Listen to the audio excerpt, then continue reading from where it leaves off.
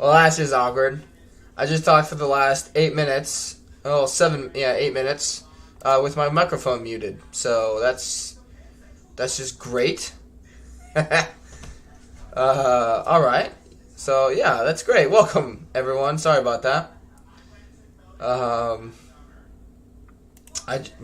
just missed my entire talking about the game. Alright, I guess to summarize it, I really like the mod. It is Rome Total War Remastered, per the description I have for the stream. It's really fun. It's a really good mod. They've done a lot with what they basically just brought the mod from its old state and just buffed it up, and they've done a really good job with it so far.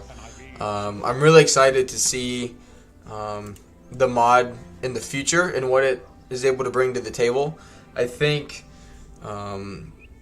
using Rome Remastered it's a good, and I think it's a good thing because one, it's going to compete with Divide and Conquer a little bit. And it's a different game, so you have to have two different games to play the mod. But there's just some quality of life things here. Houston, we solved a sound problem. Yeah. Welcome, Nathan, to the stream. Yeah, I had myself muted. So, been streaming for 8 months. You'd think I would know at this point. But yeah, it's good to be back. I know I was gone for 2 weeks. Work and life has just been very, very stressful. So I do apologize for being gone, but I was just wiped out from work. So yeah. But yeah, welcome everyone. I was kind of wondering why people were dropping off already, and I was like, wow, they really just do not like me talking about this game that they came to watch, and then I, got told that you can't even hear me, so that's why.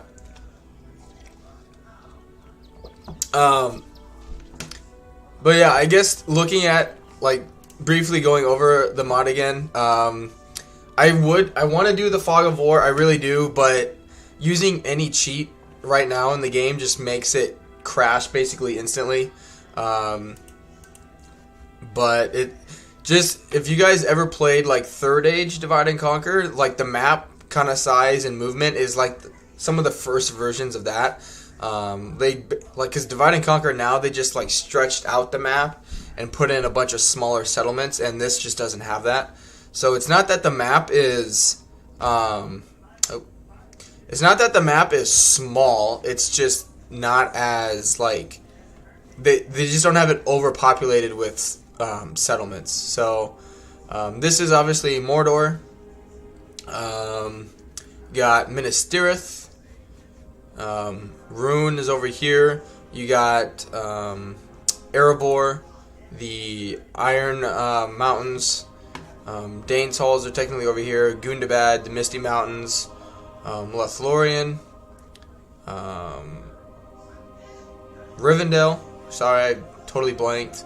The Free People, so Bree, Hobbiton, and then the Safe Havens over here, and then these are technically the Blue Mountains. So it's where why can't I think of his frickin' name?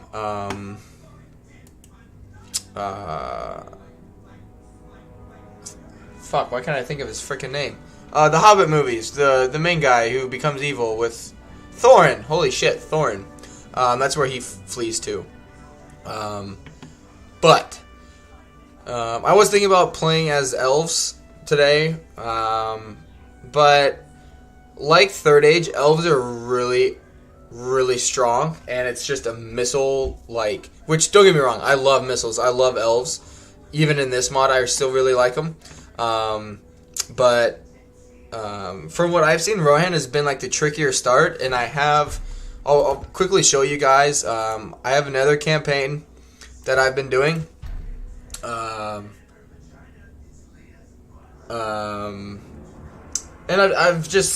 I've done fairly well at it, so I figured, I was hey, for for people that like Cavalry, that may have been struggling with Rohan, that may have been testing the game itself, I was like, hey, why not, right? But I'll just briefly show you guys. It's a really fun faction. It really is. Yeah, we're doing all right in this one. So,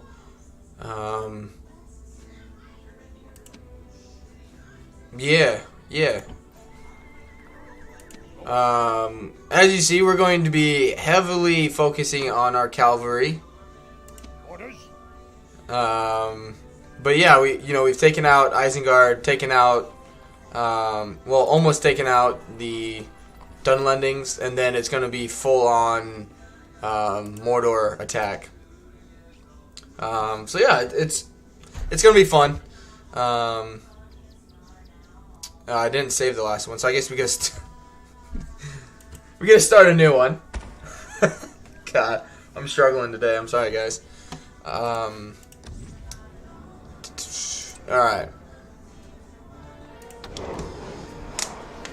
But yeah, welcome everyone to the stream. Feel free, if you guys have any questions at any time, like my thoughts on it, what I'm looking forward to, any questions you have about a unit or how something works, feel free to ask. I'm pretty much I'm able to share as much I know about the mod and how much I've learned from testing it. I'm able to share as much as I want / can with you guys. I'm gonna go turn the TV down. I'll be right back.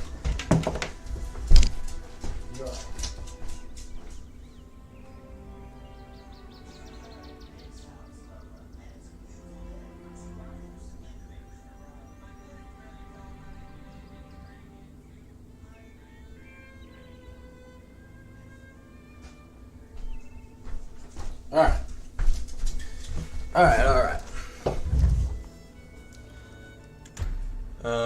Which I mentioned it earlier, it will most likely get copyright claimed due to the music and some images, and that's okay. We shouldn't, the stream shouldn't be taken down because of that, because I'm not going to make money off the stream. So we should be all good there. But basically I shouldn't say what you should do. What I highly recommend, you want to get all of your units over here as quickly as possible, because Isengard gets some cheats to begin with. It takes off after the actual Lord of the Rings movies, so Theodred should technically die here, and then you have Aragorn, Legolas, and Gimli down here. Éomer is up here, because he's technically been kicked out or exiled, and then Gandalf is up here. But we're just going to bring everybody back down and build some towers along the way. And good. You'll see why I needed to be careful there and not too much longer. Okay. So I'm going to tax it, because we will lose this settlement and probably this settlement right from the get-go, and that's okay. It's more about it's okay to lose a few settlements to have a stronger start than it is to try and defend these settlements, because as Rohan, you don't want to be fighting a lot of sieges. You want to be fighting land battles. That's because you can utilize your cavalry. Their infantry and whatnot is okay later on, but that's not until super late game, and it's just not really worth it at that point, because at that point you should have if I can find it, yeah, you should have basically the best cavalry in the game at that point. Excuse me. But the infantry is okay later on. Don't really recommend it, but play as you wish. But I will say, Rohan, out of every faction, I've played has the strongest initial economy. A lot of the economies you start with are either red or have like 100 income, but since Edoras has quite a few settlements to start with, their income is actually pretty good, which they need it, and you guys will see why.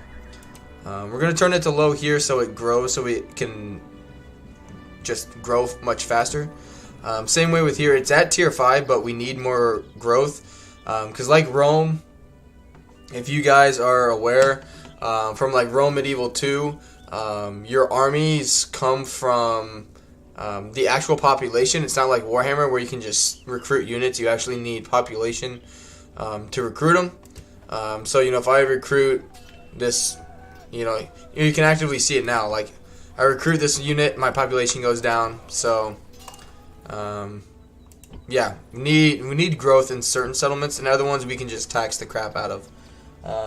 Hey, Dagovax, thank you for showing the mod. Yeah, thank you for allowing me to test it. For you guys who don't know, or you know, I guess do know, don't know, Serenius Dagovax is actually like the head modder for this game. So yeah, he's done a really good job with it, and I'm happy to test it and showcase it, and it's been pretty fun.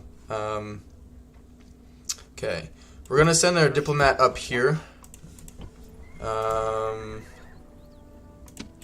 We're going to disband a few units because they're costing me money and I don't need them.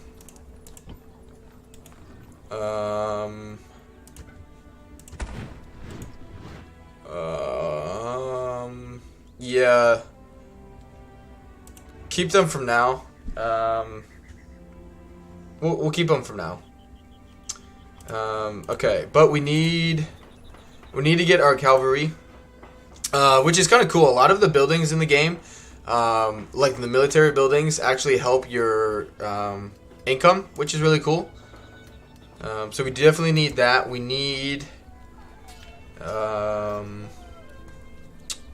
more cavalry, obviously. Get rid of you. We let you grow. Alright, we need to get Thadrid out, because he's a really good general. And it's okay if that settlement gets taken. It's okay. It's not the end of the world if we lose that. Okay. And yep, just tax shit as much as we can. How much money do we get if we... Okay, yep. We need to focus on money.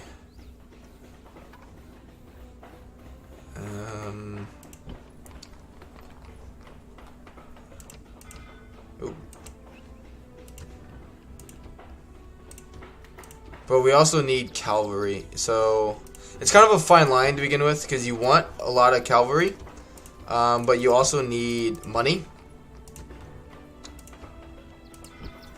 But I think what we can do is have, basically, Edoras is going to be your main like military producing settlement, and everything else is just kind of like supporting it for a little bit, and that's okay. Not every settlement needs to, you know, be the best it can be right from the get-go. Okay. These two units can come over here. Yep, she's just gonna stay here. Mainly because she has infantry for a bodyguard, and infantry for Rohan is just, you know, it's just not what I recommend using. Hey Suzanne, yeah, thank you for being here. I'm hoping, you know, whether you're familiar with the mod or you're just checking out the stream, because, you know, you guys have usually watched me. I hope you guys enjoy it. I really hope, I mean, not only for the mod's sake, but that you guys enjoy it, just because it's, you know, it's Lord of the Rings, it's something different, and it's really fun. Okay. So yeah, there's gonna be an ambush battle here, and we're gonna kick his ass. It's Lurtz, you know, from the movies, but you know, Frodo and Sam are already safe, so it's okay. I will save it just in case it crashes. It's fairly stable, but from time to time it does crash.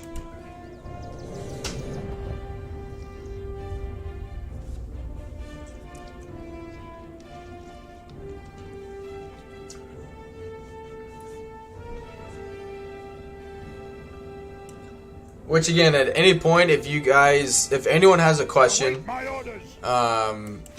hopefully you guys can see that. If anyone has a question at any time and you want to ask, feel free to ask. I don't want anyone to feel like they can't ask a question, even if you're a tester and you're like, oh, why are you doing this? Or, you know, this happened in my run through of it, like what'd you do differently, whatever it may be. Feel free to ask. It's still, you know, the main point of my channel is a place where people can come and, whether they have 100 hours or 10,000 hours into a game, it doesn't matter. I just want it to be an area where people feel like they can come and, you know, any level of experience, they can ask their question and hopefully get an answer to it. This is a fairly easy fight.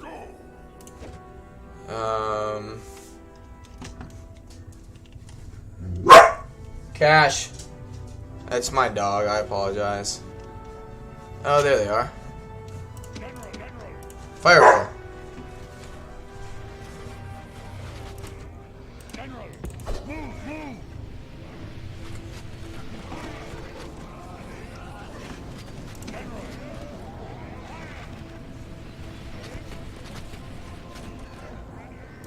I don't know what they're doing.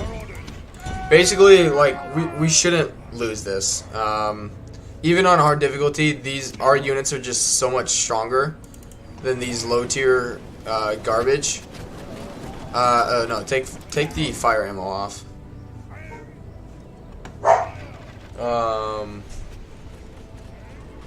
Just says, does their army have special? Just a minute. Cash, it's okay.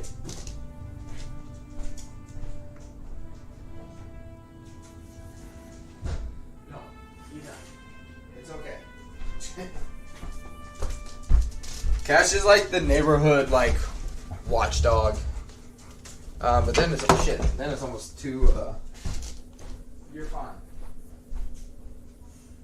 You're fine. Don't make me put you in your kennel, boy.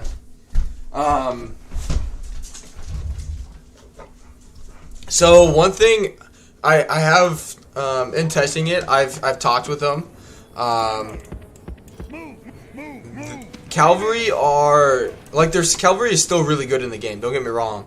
If you've played like Divide and Conquer, you know Cavalry is, you know, like for Medieval 2, Cavalry is like if you use Cavalry in Medieval 2, Third Age Divide and Conquer, like you're gonna win. You know, if you use it intelligently, you won't lose, just because their charges are so strong.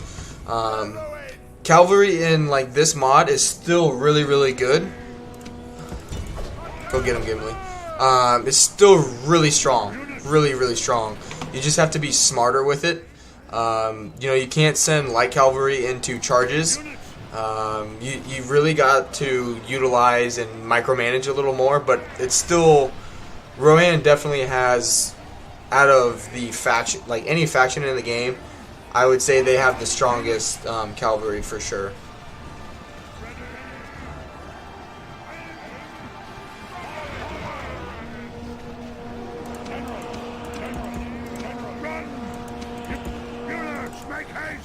Yep, it's fine. Gimli will kill that whole unit by himself.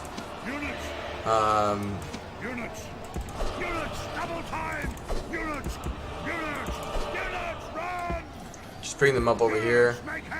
We can outrun them. Dwarves, I think.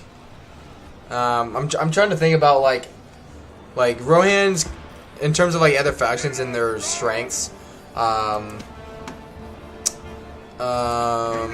if I had to say like who's the best at what, obviously the elves have archery, but right now in terms, I would say the strongest factions in the game, no matter the type of like units, dwarves will beat anybody. They have so much like armor, and there's as of right now, there's very few units in the game that deal a lot of armor piercing damage. That, I mean, you can throw dwarves against a whole like missile unit and they'll lose maybe one. I played as the faction Rune, and I mean, it was low tier archers.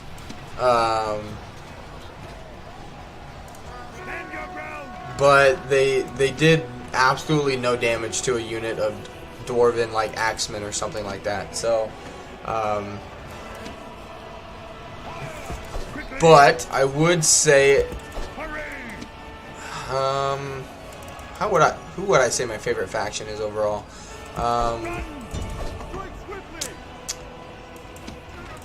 Just run at these guys.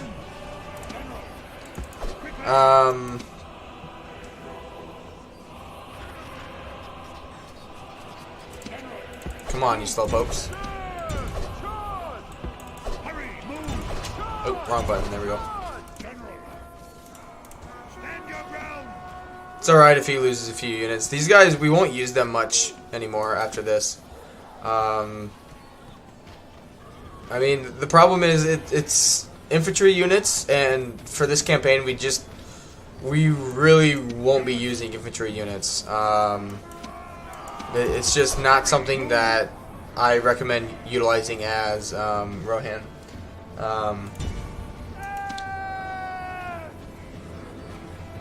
Good. Gimli will shred the rest of them. Which, honestly, even if these guys died, like... The enemy warlord is dead. Good. Slain by your brave warriors. Like, it just wouldn't be the end of the world if we lost one of these guys.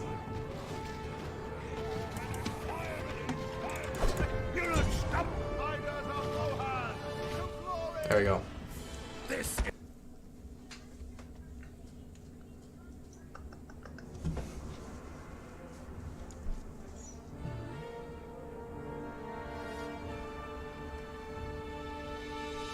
Overall, though, like, their cavalry just hit a lot harder than anybody else's, and they have a lot more variety. So, like, some factions will have a little bit of cavalry, like even the Noldar cavalry have like 2 or 3 types of cavalry that hit really hard, just because they're elves, and elves, you know, are super powerful. But I mean, Rohan will have like 6 or 7 different types of cavalry that you can use compared to like 1 or 2. So there's just more there to use, basically. Alright. Yep, that's fine for now.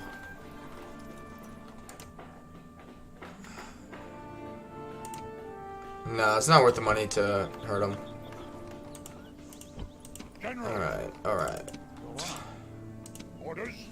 Alright, and then we will fight this battle.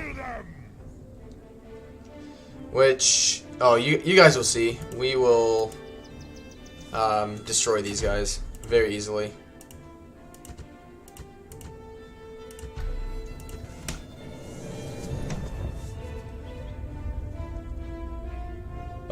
Wait a couple seconds before you go back to the campaign map, 5 to 10. The game often is not done processing the result at that time. Oh, I didn't realize that. Thank you, Dagovax.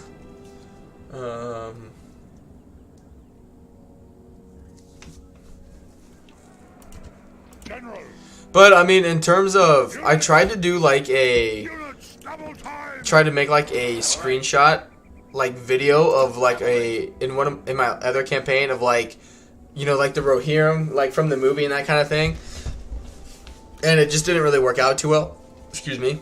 Cavalry. But I mean, all the models and units are pretty, like the details of them are pretty freaking cool.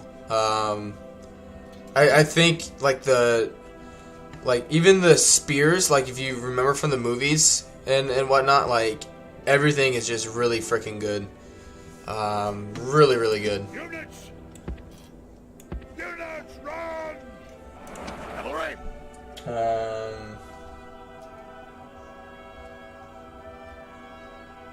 They went less on the. I mean, no, don't get me wrong. Like the type of cavalry that Rohan has is really, really good. It's just that like some factions will have like one or two cavalry units, and one's like a cavalry unit, and one's like a missile cavalry unit, and that's it. But it'll be like low to mid tier type of cavalry, right? Units! But then you'll have Rohan that has like the low, the mid, and like the super high, like super good tier. So you just have more, you have more options at your disposal, is what I'm saying. Cavalry! Cavalry! Units! Units! Cavalry! Units! Units! Make haste! Alright, we want to Stand and fight! mess with these guys. But I mean, don't get me wrong, like Gondor has, compared to like to the Third Age Divide and Conquer mod, Gondor in this, in the Rome Total War Remastered, has much better cavalry options than that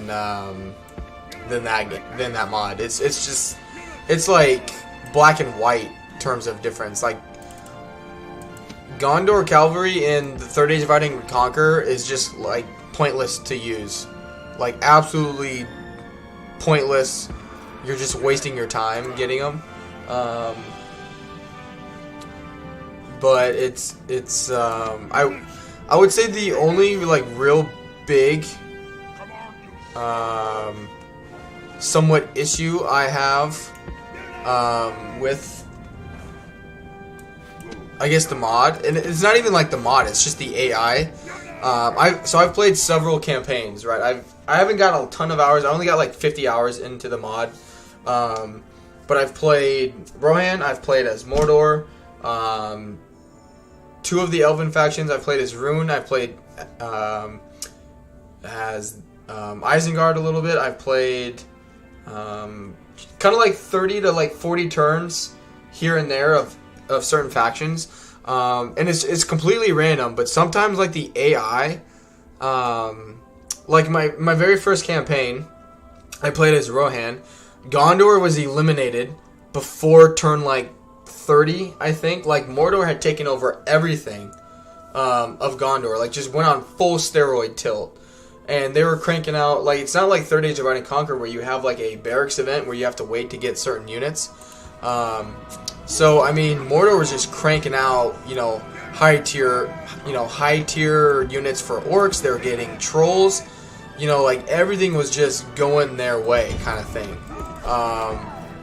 And like they just couldn't do anything about it. And then I was playing as the Lothlorien elves, and Rohan was just getting absolutely throttled by Isengard. Like it was like they just weren't fighting back. Like Isengard would be bringing down a stack of 20 units, and then they would send like an army of like 5 to go and attack them, and then obviously lose. And I was like, what the fuck is going on? But then I started another campaign as the elves, and then they didn't do that. They actually like fought back, kind of thing. So it's just a little random on how the AI behaves, which is unfortunate. But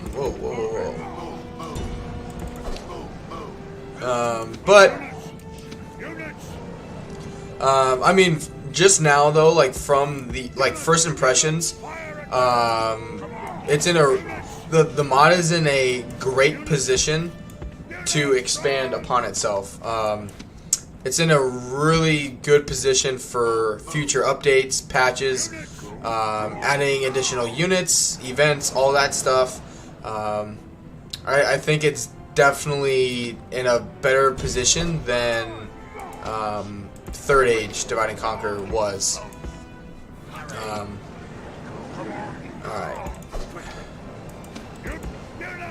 I just want to keep messing with him. Because, so like, in these, this is why you want to fight land battles as Rohan, because you need the ability to move around. Because the AI does respond really, really well to your command. So if I tell Aomer here to charge, this unit will charge back at it. So you need to... Isengard has a lot of spears, a lot of shields, a lot of armor. So you need to have like 3 units fighting 1. You need to get their units separated.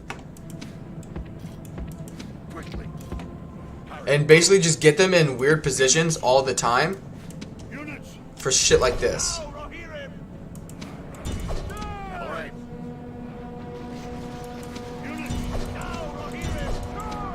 Because then they're going to get sandwiched. They're going to be in fighting these guys. And then these guys are going to come around the corner. See? Look at that.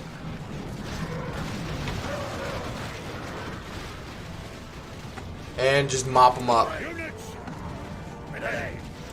And then let's reform. Yeah, it makes sense. Eventually this army... He's the army horseman. Right, right.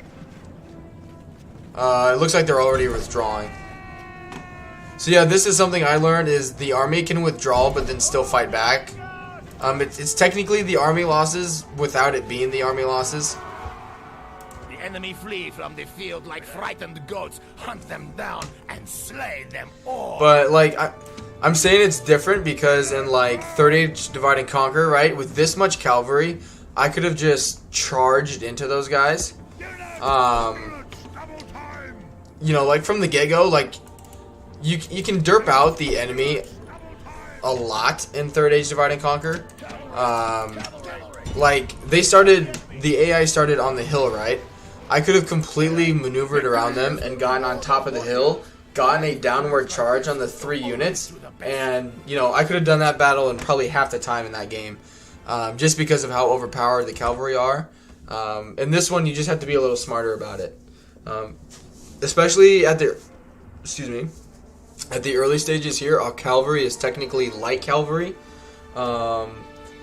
so we can't we can't just take a unit of light cavalry into even a like sword and shield unit, because they will get wrecked, and not in the good way. But all right, yep, let's get everything moving. Yes. Get everything moving to the front lines over here. Hey, Oliver, welcome to the stream. Says, what's up? It's been a while since the last time I caught one of your streams. I mean, it's been... Excuse me. It's been a long time since I've streamed. Work has been pretty stressful lately, and I just haven't had the energy or motivation to stream. But I've been playing a lot of this mod in my spare time, and I really liked it, and I figured, you know, for my first kind of stream back, why not showcase this, especially because it's pretty close to public release. But yeah, it's okay if they take that. I don't care. Tell you what, I would like a spy first, actually, to see what they're doing. And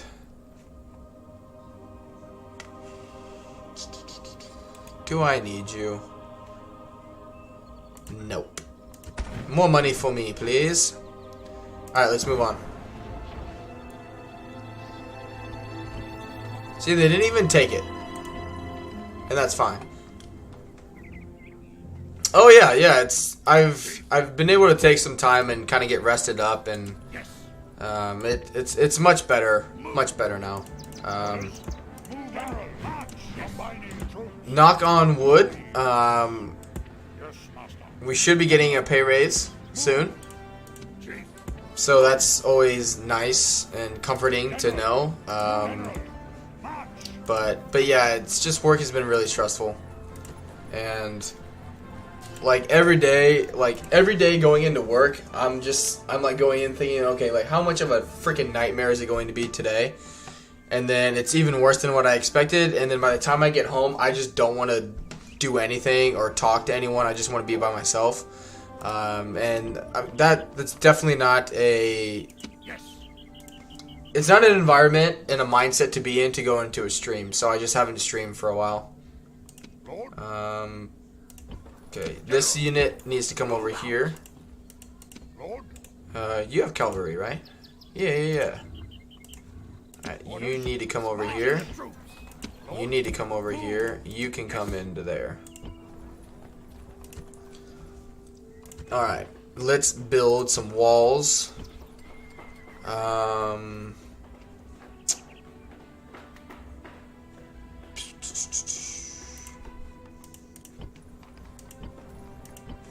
Good. Alright.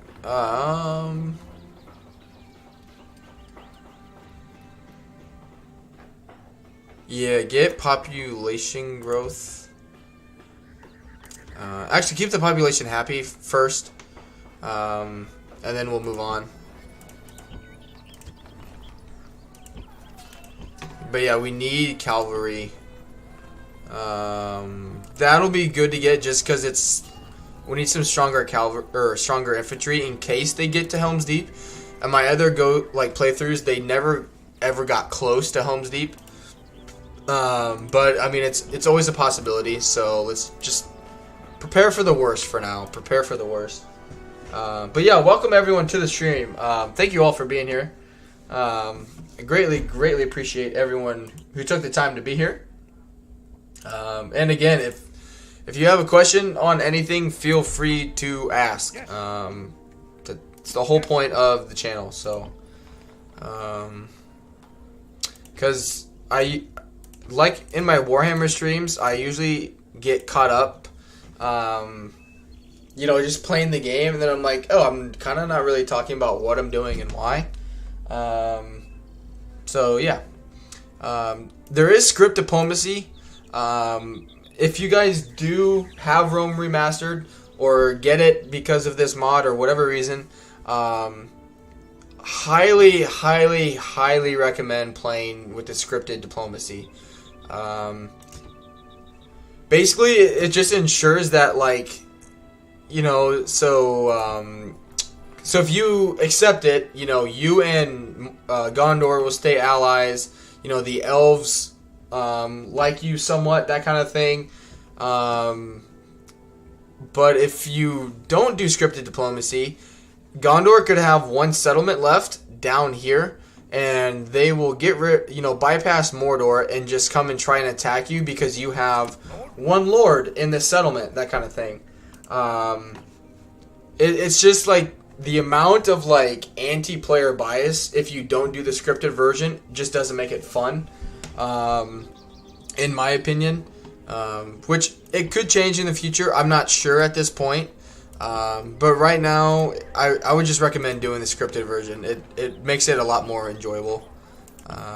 The only time I've ever been screwed over was when I was playing as the Sylvan Elves. I was allied to Dale and Erebor, and the dwarves over here came all the way across, and I had chosen scripted. They came all the way across and attacked my settlement.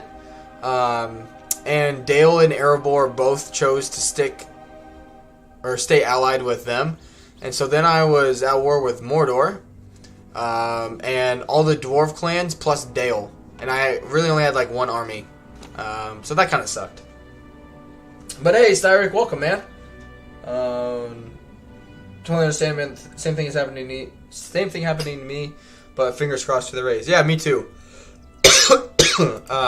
Me too.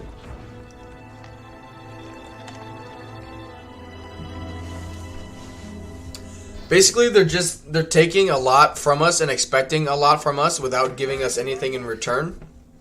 And we finally got approved, basically to increase our initial pay scale. So yeah, we should hear about that soon. because our fiscal year ends the first week of June. So yeah, we fingers crossed we get some good news in a week or two regarding that. All right.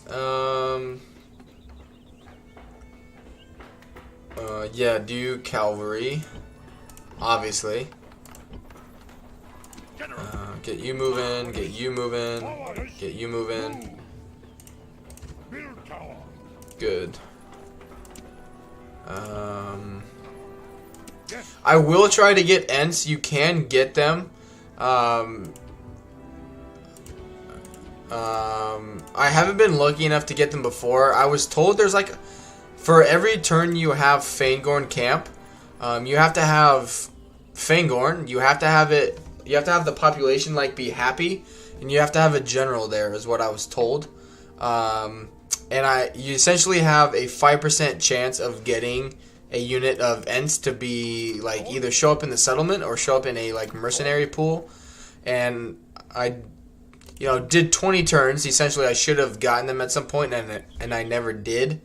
But I have done like Ents in custom battles, and they're really good. So hopefully we may get some in this campaign. We'll just have to wait and see. But let's move on. David says the AI can still attack you though, but the script will change diplomacy. Stay back for all factions. Just stupid AI. Yeah. Sometimes the AI makes. Yeah, I mean the AI being the AI isn't the most intelligent thing in the world. Good. I am actually surprised they haven't taken that.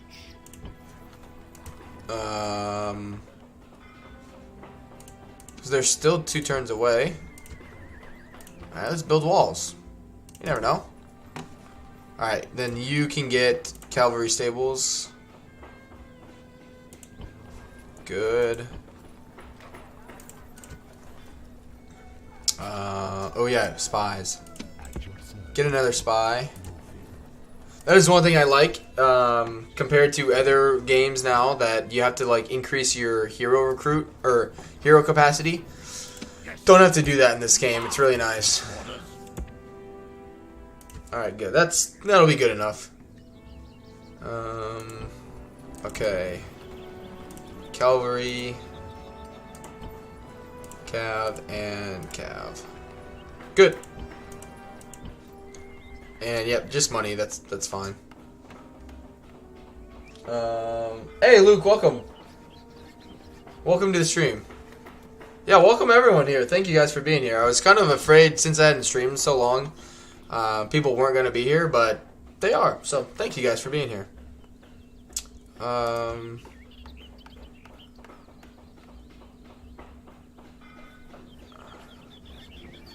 Actually,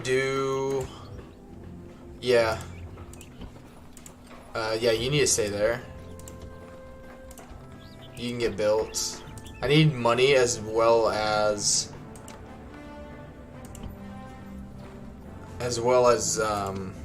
armies, obviously. Yep, they're moved. Okay, good. Let's move on. Yeah, that's fine. Here they come. Move out, General. Joining forces. Forward.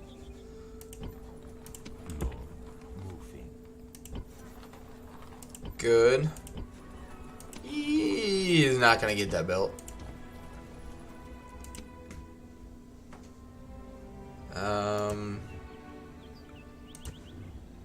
It's a lot. They essentially got 2 full stacks right here.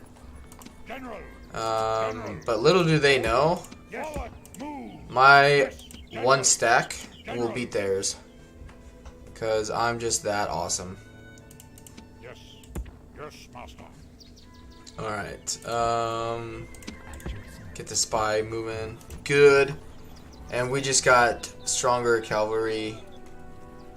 Good stuff. Tell you what, the horse archers for Rohan are actually decent. They're not like great by any means, but they annoy the enemy, which is really good. Yeah, get trade built there.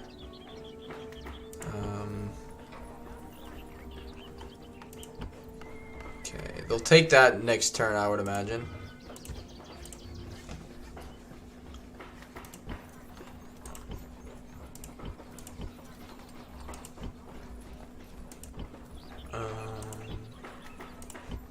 Oh yeah, okay.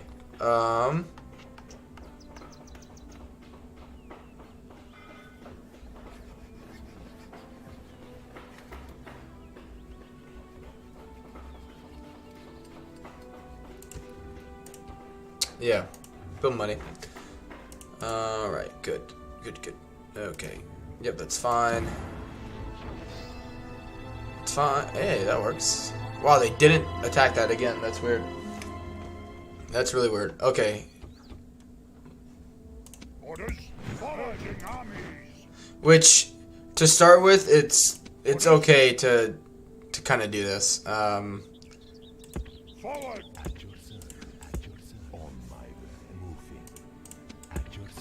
Yeah, so they essentially got 3 stacks. But the good thing is, this army here will stay in there.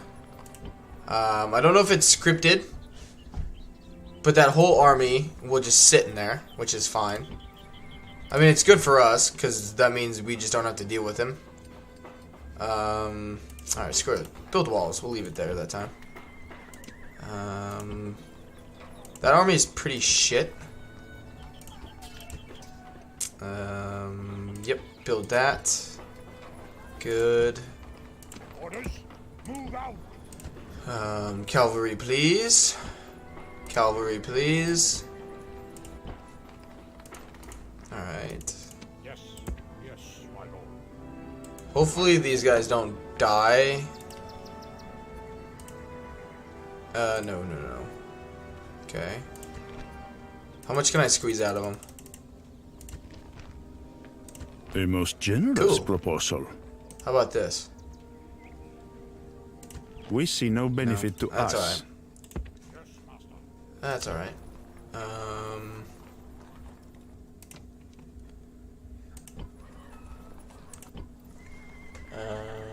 Let's see. I need to pick these armies off.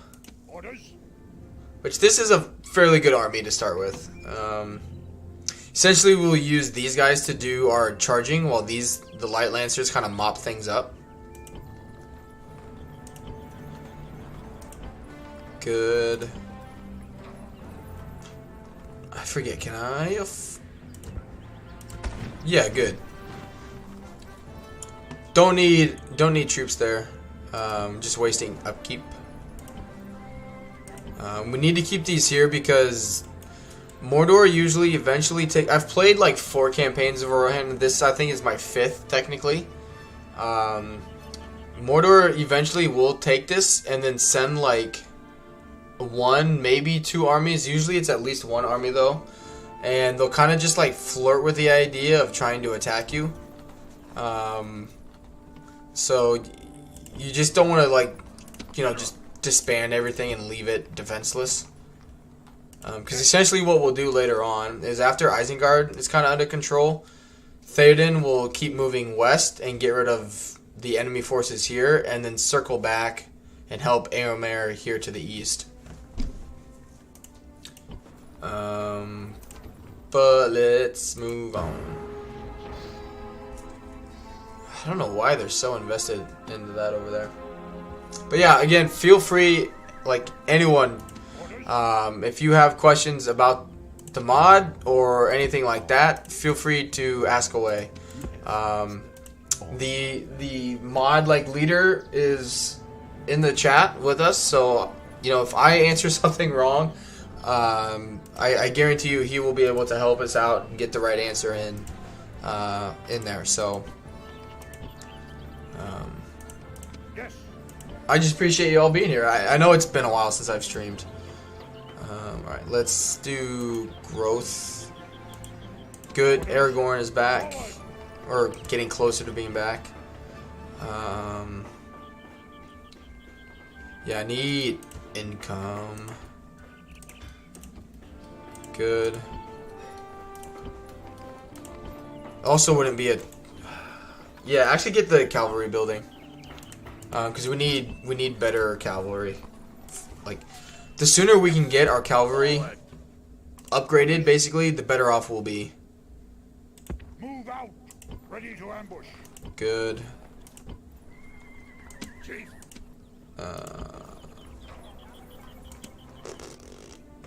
That might be a tough fight. Orders. Is he cavalry unit? Forward. No, he's not. Forward. They'll siege that though. Orders. Orders. Forward. Good. We'll be fine. Oh yeah, that is a nice feature. If like your heroes haven't moved, or they only move like half their points, it stops the end turn to let you finish a move. It's really actually quite handy. My lord. Yes, master.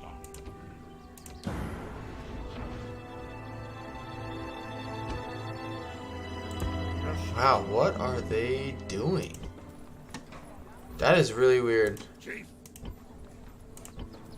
Yes. Move out. Alright, they'll be able to defend themselves now. Yes. Yes. That's so weird. Chief. Move out. Good. Lord. Move. Income's still pretty good. This is a much less aggressive AI than I remember. Yeah, definitely build cavalry. Actually, sorry, do growth.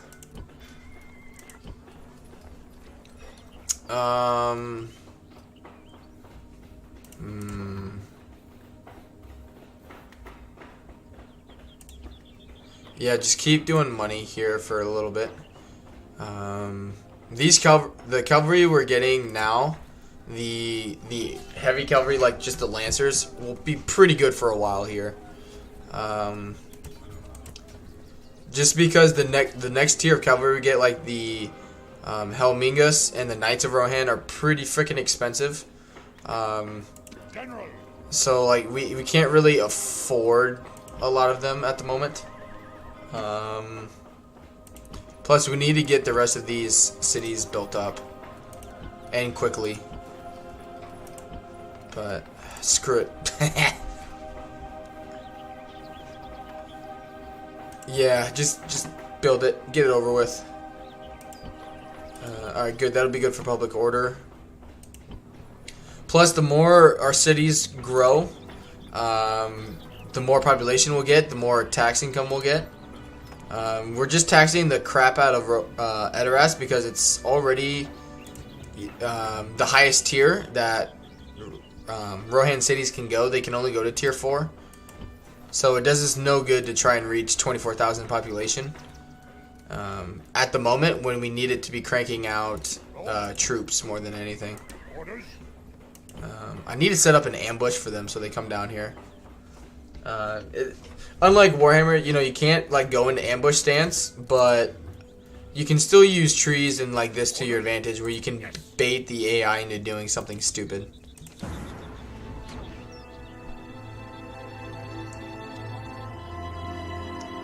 I don't know why they won't attack me. Alright. Yes, master. Moving. Good. Orders. Good. Alright. Yep, that's fine. Alright, this settlement, I can do a lot of things with that army right there. Yep, that'll be good for money. Yeah, that's not bad for money. We'll get our money back in less than 6 turns. Orders. Move out.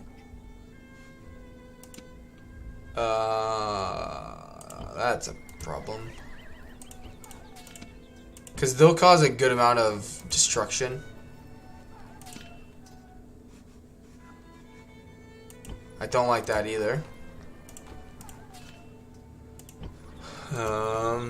But yeah, this is where you'll see a lot. Our income will deteriorate pretty quickly here, because you know we have more military buildings now, and it's just going to be like, oh, more cavalry, and then my money's just fucking zero. All right, so let's build some economic buildings in that case. Awaiting your command.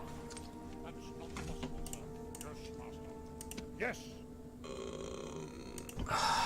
This is just all garbage. Like, these guys are pretty freaking weak, all things considered. You can pick these guys apart really easily. General. I need them to bring an army down here. Move out. Can't be done. Move out. Yep. Move out. Yeah, it's fine. Yeah, I don't know where they're going. I don't like that.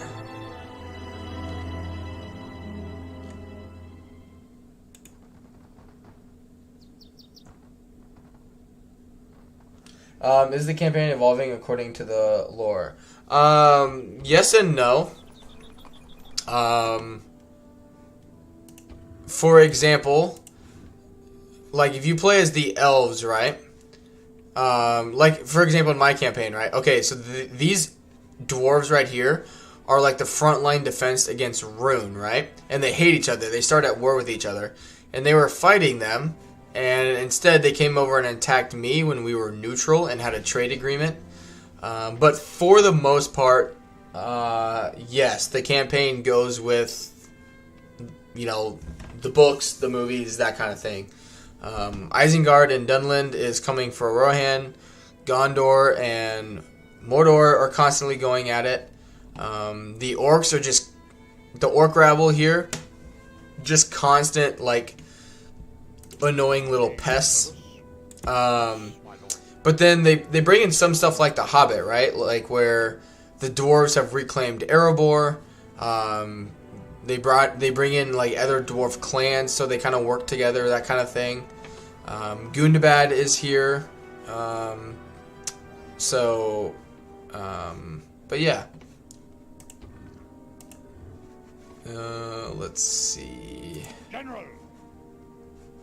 I need to attack. Why won't they attack me? I don't understand. Moving. I can still beat that with this army.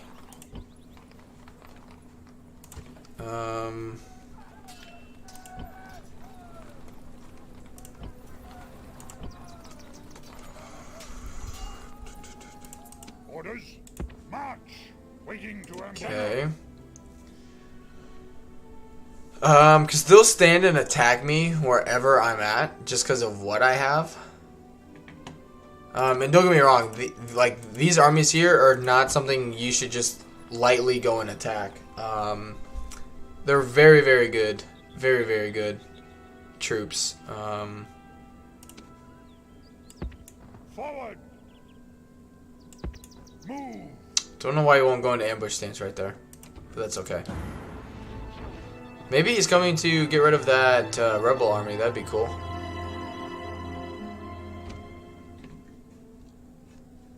But alright, we can kill him. Hey, Mr. Conrad, welcome to the stream. Orders. Aragorn can just stay there, because I don't want to put him into Foldburg, because they will lose that. Also, I love the auto sort unit cards. Oh, I fucking love it. It's something so simple but so pleasing. Like for me with my OCD, I like to put similar units together in my army. So in like my DAT campaigns, you'll literally see me take like my spearmen, put them together, my swordsmen, my missile units, and put them together. And in here, I just hit a button and it does it for me every time. So it's really nice. Just some quality of life stuff that's really good. Alright, yep, that'll be good.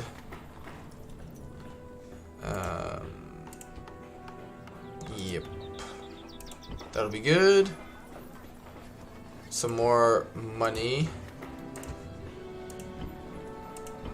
basically, you kind of have to, like, thinking about it, you kind of have to, like, trade off, like, you spend, like, 4 or 5 turns, like, building a military building somewhere, and then you spend the next set of turns building economic building, and it kind of helps it offset. So in every faction, too, they do have these buildings that, like, are basically, like, smiths, but they, like, upgrade, you know, light, heavy, or missile units, but it reduces your tax income by a little bit.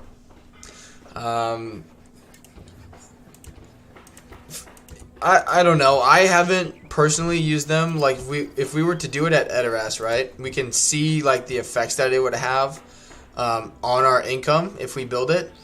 And frankly, like, the +1, like, melee attack or missile attack, it's just, in my opinion, not worth the income reduction unless you're just flooding in money, which most campaigns you aren't. It's just not worth it. Save your money for other things other than, you know, getting +1 attack. But let's, their 2 turns, they could technically attack me, but they've been really passive.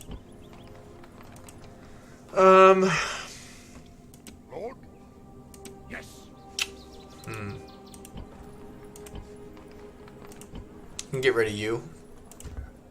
Save me some money.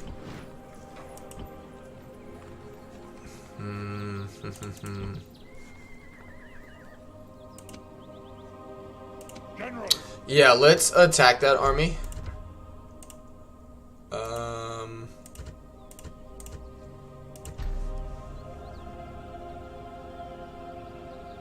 Even if that army comes out and it helps them, it's just, these units are so, they're just not good. Not against, they're not set up to handle Rohan's cavalry. They're just not.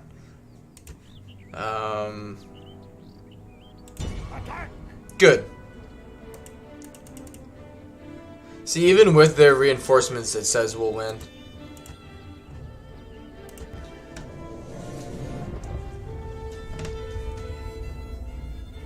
But, I mean, so far, a little over an hour into the stream. I hope you guys are enjoying it. I mean, later on in the stream, I honestly have no idea how long I'll stream today. My fiance is at work for the next 6.5 hours. So, I mean, if you guys are really enjoying the mod and want to see more of it, I'm fine with streaming it a long time today. It definitely won't be the only time I stream the game. I plan on streaming this a lot more. I really like it. So there are a lot of, like, things in this game that, in terms of quality of life, that Divide and Conquer does not have. And it's really simple. It's really, like, minute, but it makes a world of difference, in my opinion, with between the two games. For example, the alt drag, like, of your armies, right? So I can, you know, select these units and alt and drag and place them everywhere. When you have a, depending on who you're playing as, when you have a like, army composition set up, you know, say you're dwarves and you're corner camping, or for some reason, right? You have all that set up, having to carefully reposition everything. And in some situations, like, you just don't have the time to do that. And so, because it's using Rome Remastered to be able to make this mod better, there's just, kind of like Warhammer 3 compared to Warhammer 2, like, a lot of people are saying Warhammer 2 is still better because it has a bunch of DLC, which, okay, duh. But Warhammer 3 just has a lot of quality of life improvements that Warhammer 2 doesn't have and will never have. And that's just something that this mod just has, you know, and it's just better because of it. But plus, I mean, I'm sorry, but if you guys go back, I mean, I'm talking, like, what, it's 2022. If you guys go back, like, 8 to 9 years, when, like, the original, like, Divide and Conquer came out, go and compare like this mod, its graphics, its details and everything to like the version like 0. I'm sure there are videos out there of the like pre-beta versions of Divide and Conquer. Like, if these two games came out at the same time, you're comparing like its betas, like its initial versions, this one would kick its ass. I mean, this mod has had, comparatively speaking, has had next to no time in terms of development, and it's just like if they started at the same time, in my opinion, like this mod is just like up here compared to Divide and Conquer, like their initial releases. They're just not on the same level. Even now, like Divide and Conquer is only like there are certain things that Divide and Conquer has, like scripted events. Like Divide and Conquer is better in certain situations just because it's had time for the developers and modders to put like scripted events in, like the Ballin like horde mechanic, like going back and reclaiming Moria thing, Saruman like getting and keeping the ring from himself, that kind of stuff. Like all of that. I mean, they've had like almost probably close to a decade, at least like 6 years, I would say 6 to 7 years of development for that mod. And this mod has had nowhere close to that, and it's already like it already has things set up for those events to happen, which is why I'm really excited for it. Oh shit. Okay. Actually, so typically, what do they got? What do they got? They got cell swords. All right. I forgot that in this game the reinforcements just show up.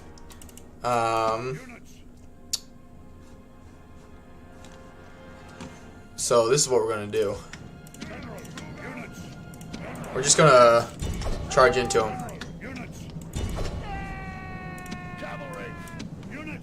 Alright, you guys got to get over here. Okay. And you'll see why. Because they'll be busy reforming over there.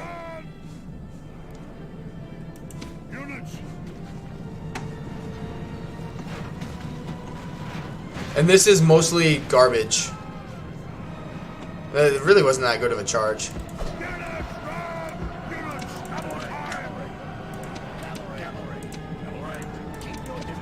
Yep.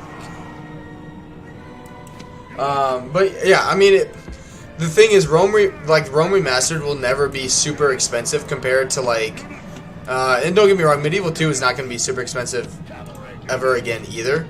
But again, just from my perspective, this mod just has more of a has a bigger like opportunity for success than Divide and Conquer has. Like the only thing this mod doesn't have is its like fan base and player base. Good. These guys we will need a cycle charge. Good.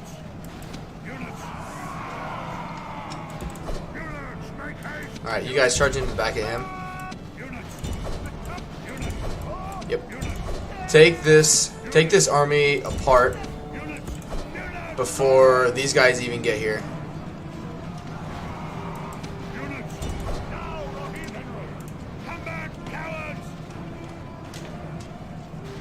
Which, other than that, obviously you can't tell. This mod doesn't have a lot of voice actors yet. A lot of it is still like the Rome 1, you know, Barbarian or Persian or Greek voice actors, and that, like, for me, that's a very minor detail. I know for some it's gonna, you know, be like, oh wow, it's, you know, it's like these, I think, is the Gallic, you know, like Barbarian voice actors that is with Rohan, but like at the end of the day, I'm not gonna be like, oh, this mod is so far behind compared to Divide and Conquer just because of the voice acting. Like, no. Like, I'm talking gameplay. I'm talking a lot of other things are gonna matter a lot more before I'm gonna get that petty about it, I guess. But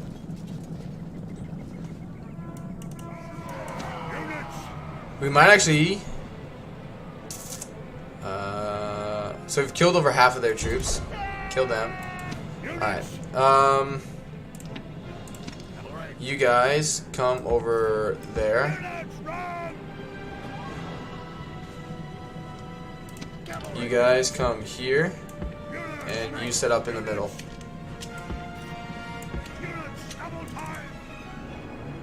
Do they have archers in this army? They do have dogs. Yes, they do. Okay. But they have javelins.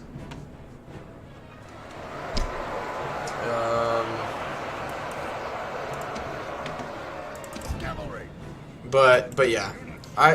There's just the quality of life improvements, you know, between the games, like I just think this game just beats it, or this mod just beats Divide and Conquer, like, and that's coming from someone who's played like 1,200 hours. Like on my Steam page, it says I have like 18 hours or 1,800 hours into Medieval 2. That's a lie. That is all Divide and Conquer. I played Medieval 2 on a disc growing up. I didn't get Steam until I started playing like Warhammer, and Medieval 2 Divide and Conquer is when I got Steam because I had a laptop and my laptop didn't have a disc version. So I've got almost 2,000 hours into the game. I still really like Divide and Conquer, don't get me wrong. It's not like I am never going to play it again. I'm just really excited to see what this mod does in the future.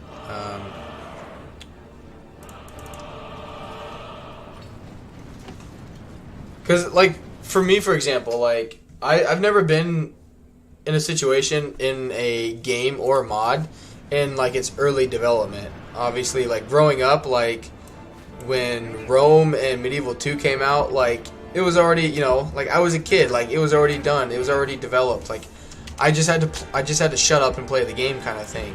Warhammer is the same thing. Like, I wasn't streaming, or not even close. I didn't even know Warhammer was before Warhammer. Like, when Warhammer 1 and Warhammer 2 came out, like, I didn't know what that shit was. And so for me, like, this is my first. This is like my first experience with a game, like a game or a mod where it's basically a baby.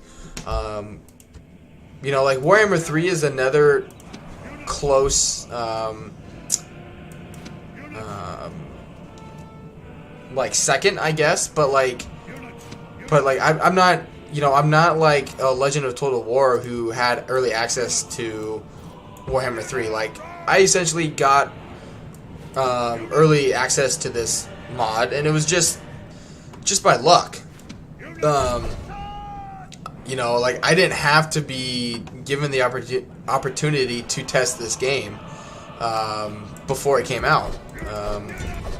And I'm glad I'm able to showcase it for you guys, because I know I have Lord of the Rings fans on my channel, on my Discord. I know I have those guys and have those people, and I'm just glad I'm able to show that, you know, show this to you guys. Good. Get them. Land battles, Cavalry. I love it. Alright. Charge into those guys. Charge into the back of them. Oh, shit. Okay, they broke. Mass routes.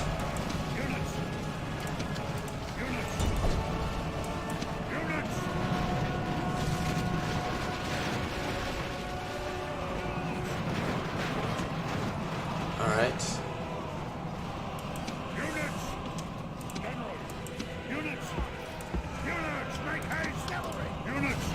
think that was the You have general. killed the enemy general. Good. Now his men show fear. Now they may turn and run. Attack! Attack! Not you guys. Units.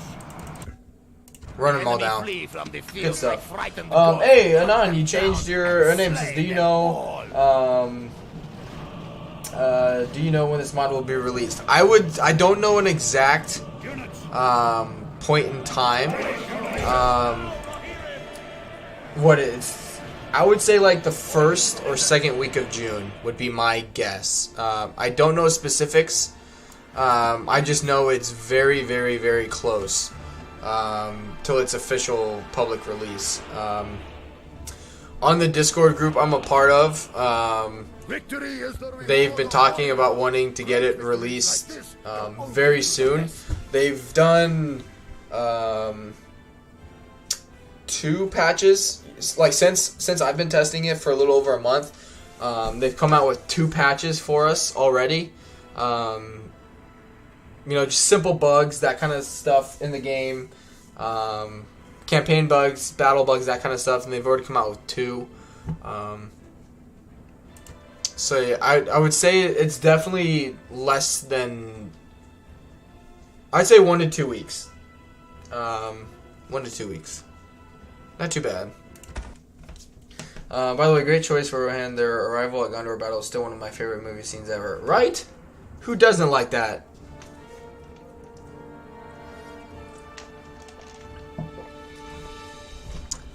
It will hands down probably be one of the most iconic and like just like, oh fuck, like here we go kind of atmospheres. Our land by conquest. Just occupy it. We do have to worry about culture penalties, so get rid of that.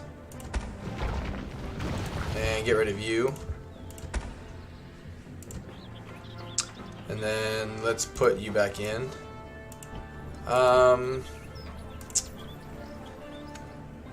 General. Chief. Yep, take you. And you. That army will go into there. We can recruit you. Disband you. And recruit 2 of you. Just to provide some support there.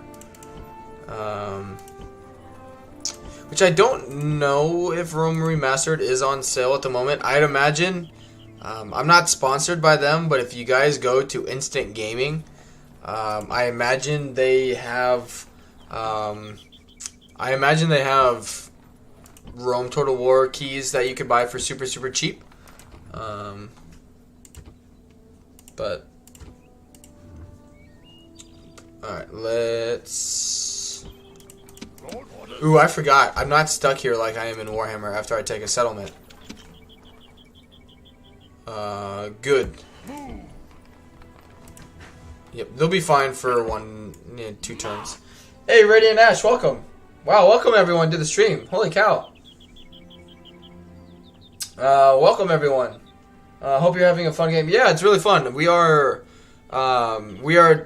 playing a new Lord of the Rings mod. That uses Rome Total War Remastered. And yeah, I've been testing it for a while now, and it's very, very close to being publicly released, and so I thought I would stream it today and just kind of showcase it and see, you know, people's thoughts and impressions on it and whatnot. Good. Man, the number of spectators here is... Yeah, I know. This is definitely one of the most... I mean, I'm a pretty small content streamer, so it's pretty easy to see when people are flooding in here. But thank you, Radiant Ash. I think for the raid. I hope you guys will stick around and check it out if you enjoy Lord of the Rings. Wow, they're being really passive this time. We won't put money into Foldberg yet, just in case we do lose it. Good. Wow, they came over here to deal with that rebellion. That's kind of awesome. Good. That's all building stuff. Alright, we can put something into West March. Yep, that'll be good just for public order. And yeah, just kind of build up some money would be nice.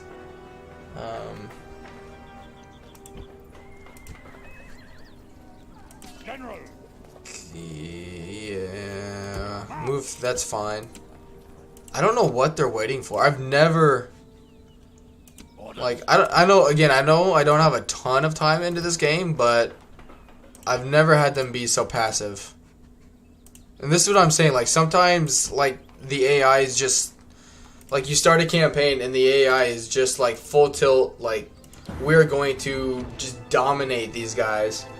Can he get through? Yeah, okay. Like, we're just going to dominate the player this time, and then the next campaign, like this, they just could care less that you're at war with them.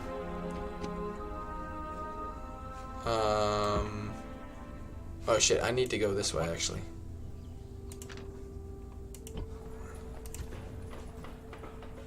Okay. That puppet, this trade. Alright, yep. We got the money, so let's... Oh, you're still building something. Let's get some better cavalry stables going.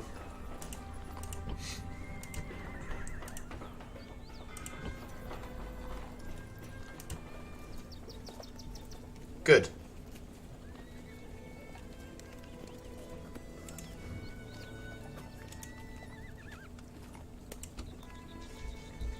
Some pretty good cav coming in. Gonna be expensive, but really good.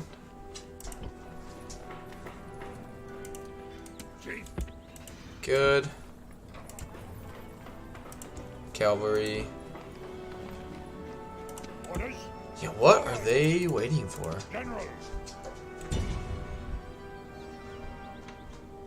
Hmm. Move. General. I want him to be dumb and come out here. Yep, it's fine. Just kill him. Total War plus Lord of the Rings equals super epic. I only played Warhammer. Oh yeah, I played Divide and Conquer, and honestly, it was shit luck. Oliver says gonna watch a movie, but we'll keep the stream rolling. See you, brother. Hey, thank you, Oliver, for stopping by.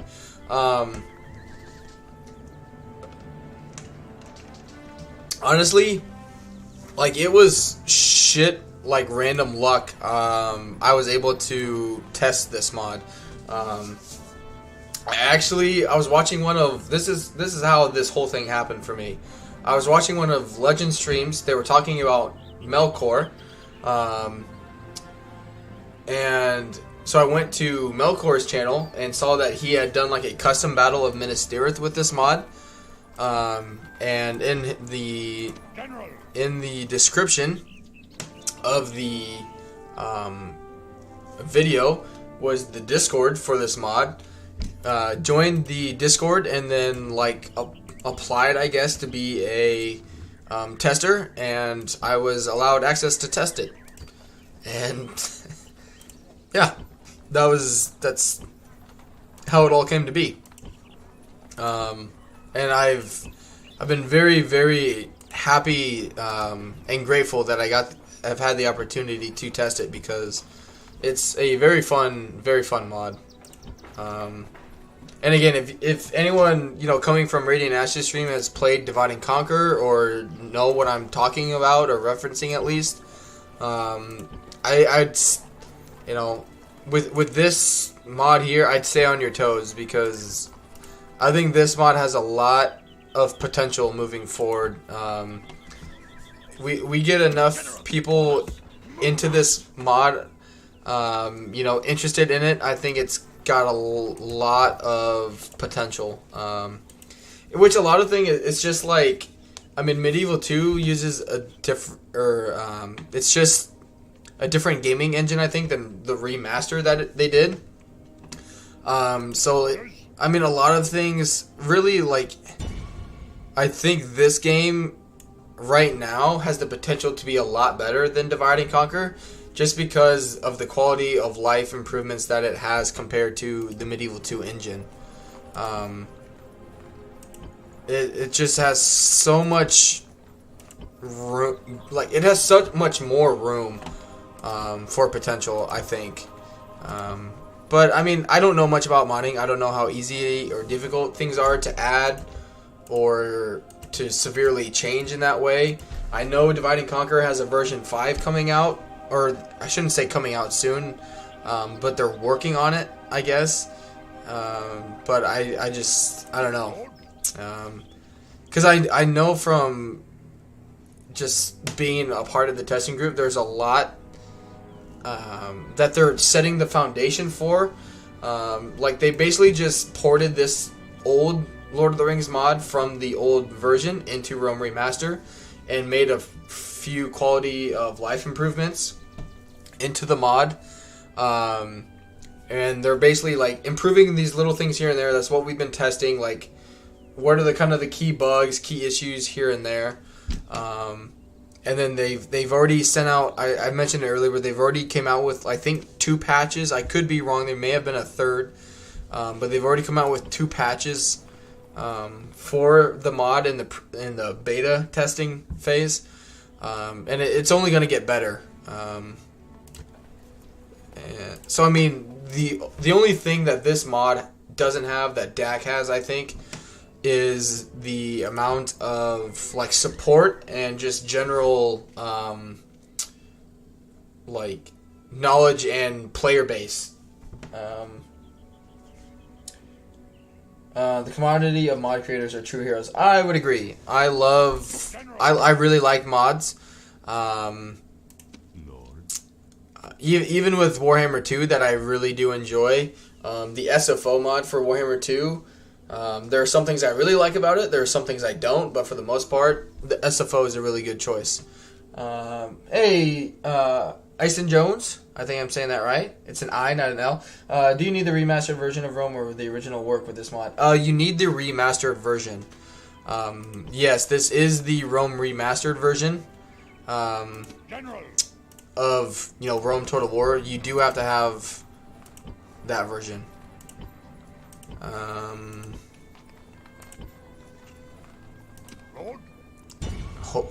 Stay and attack. Yeah! Alright, finally. 13 turns in, almost an hour and a half. Yeah, just over an hour and a half in. We're finally going against Isengard. I will save it.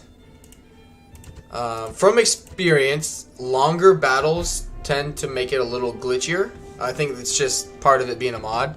Because I had a 45-minute battle one time, and it was a lot of cycle charging, a lot of getting units to be separated. Excuse me, and then it crashed on me. Okay, they will be a problem. I mean, we'll be fine. They got pikemen, spearmen. Really, as long as we kill 1, 2, 3, 4, 5, 6 units, we can let the spearmen and pikemen run away.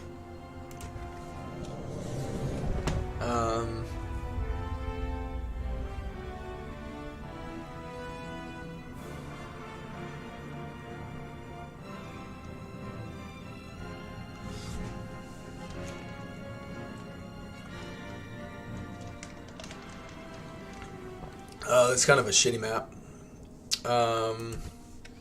General. But it's okay. Units. We'll be okay. Cavalry. Cavalry. Cavalry. Okay. General. Units. These are going to be our damage dealers because they are all heavy cavalry. Units, run! Units, run! Units! Keep you guys over here. Units, make haste! Cavalry! Units! Okay. Units, run! And basically we just need to mess with them a little bit Cavalry! Cavalry! without getting our units Units, wiped out. make haste! Alright. Cavalry! Units! Units! March! Units! Units march! Cavalry! Units! Just don't have them sprint everywhere because I need them to be. Units move out! I need them to have their energy. Cavalry! Units! Plus, these guys aren't going to go anywhere. Units forward! But I mean, like, this is technically, from what I was told, version like 0.90. Again, if you guys go back to like, I'm talking like 2013, maybe even 2012, but I know 2013, 2014. I think Lionheart X10 has some campaigns. I mean, go watch those briefly and look at battles and like the details of units, and like if you're comparing, you know, like the beginning of a mod, like the beginnings of the two mods, I mean, this mod is just better. I mean, Divide and Conquer has come a long way since then, but I mean, overall, I think it's just kind of like Warhammer 2 and 3. In my opinion, it's just hard to compare the two. You got a game that's got years of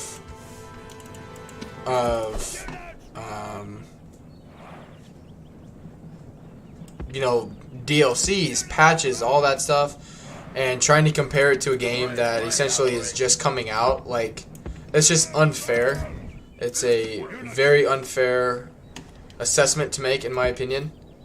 And I've talked about that on like my Warhammer streams when we've talked about Warhammer 2 with Warhammer 3 and whatnot.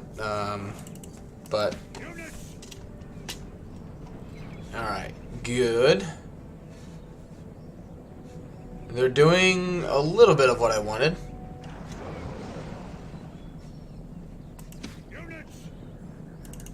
You just got to be careful that these spearmen don't turn around, because they will react to these guys very quickly. They're not turning, that's weird.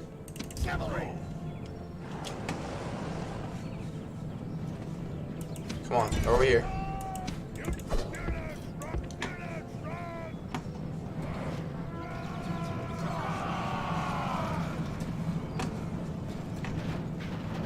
So we are in the tree, so it's not going to be a great atmosphere or great charge, and that's okay. Oh shit, get out of there.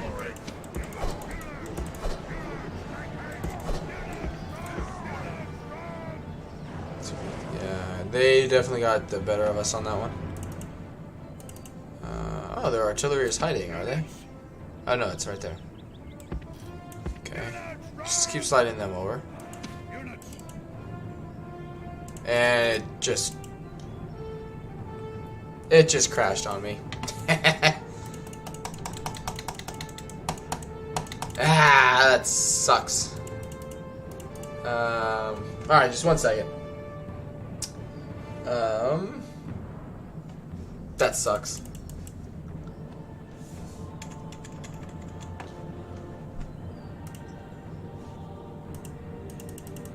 Oh man, I'm gonna have to maybe not. Hold up. I know what I can do.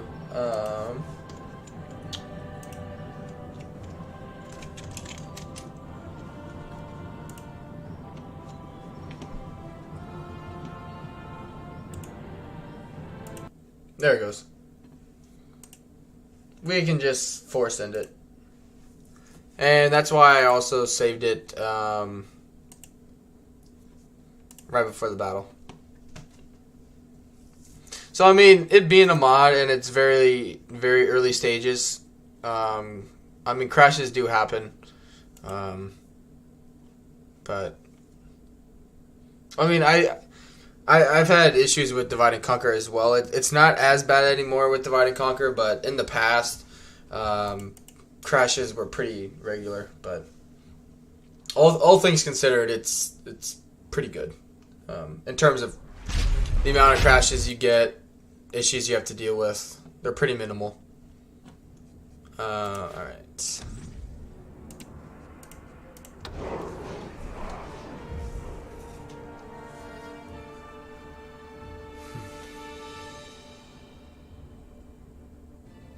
Yeah, I'm curious, especially we're actually retained quite a few people from Radiant Ashes stream.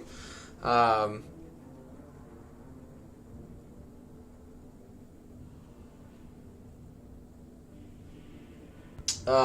so again, if you guys have any questions or you're interested about it, just let me know.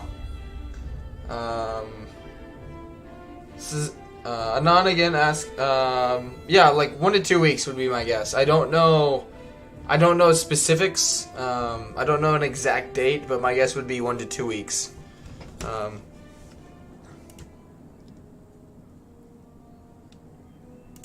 It's kind of hard. So I've like personally spoken with like the main mod developer, and unfortunately we live in like opposite time zones. So when it's 11 like p.m. midnight here, it's like 8 a.m. 9 a.m. his time,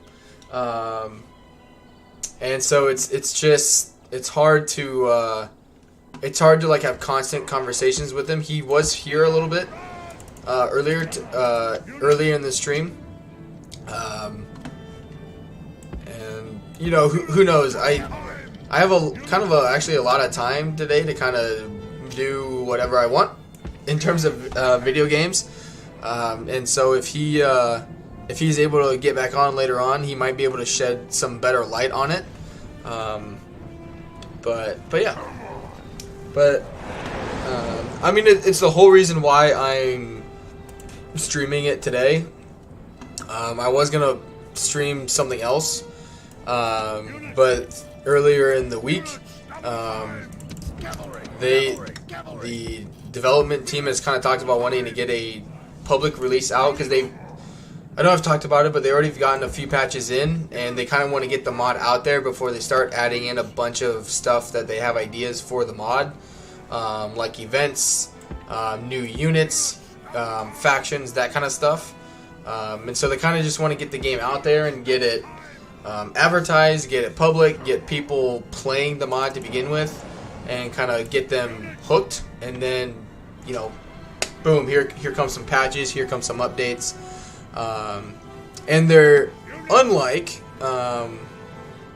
the CA and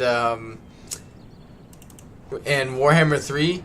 These guys are very, very responsive to I mean, as of right now, it's just the testers. But I mean, I could post a bug or a concern, like feedback right now, and one of them would be in contact with me probably within 30 minutes, if not sooner. I've had some of them, reply to me basically instantly, saying, asking questions about the bug, or why I think about a certain unit or faction or whatever it may be. So they're very, very responsive. And they realize. I think the good thing is they know that it's an early, their early stages, and so they're not against feedback like Creative Assembly is. It appears at the moment, for those who may not know, for Warhammer, Warhammer 3 is a pretty big flop. If you ask the community, largely, I would say it doesn't sound like they really paid attention to those who had early access to the game, and just went with what they thought was good because they can, I guess. Which they're not wrong, they can, but why piss off the people that are advertising or providing you with free advertising kind of thing? But these guys aren't like that. They actually take your ideas, thoughts, feedback, whatever it may be, into consideration. So it's been a very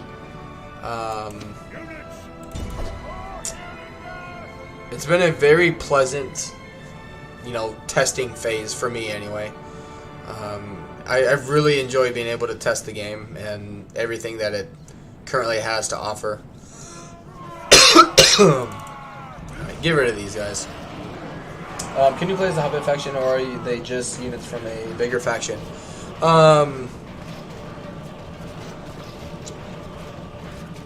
You can play. There is a Hobbit faction, sort of.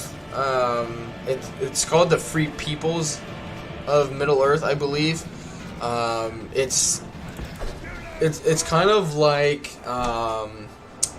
if you've played Divide and Conquer, it's like Aragorn's faction, but it's like Aragorn as if he like the campaign is actually just different. So like this campaign, like I don't really have to go for the ring if I don't want to. I could go and attack Gondor if I wanted to. You know, it's up to me. But the Free Peoples of Middle Earth campaign is it's actually enticed for you to kind of play into like the movie's role, where you get the ring, you're taking Frodo to Mordor and destroying the ring. Like while the other factions are kind of playing the game, that faction's goal is to actually destroy the ring and whatnot. So it's just a different kind of campaign. I mean, and that's the beauty in it, is like every faction has its own strengths and weaknesses kind of thing. So like if you want to play Cavalry, they've got factions to play Cav. You want missiles, they got they got 3 Elven factions right now. You want to play infantry, they got several factions that use really good infantry units. Or like orcs that use a combination of shitty infantry with really strong monsters. Trolls, they have Nazgul in this mod that Divide and Conquer does not have. Like the Witch King, for example, actually is riding a Nazgul. He doesn't have a cavalry bodyguard.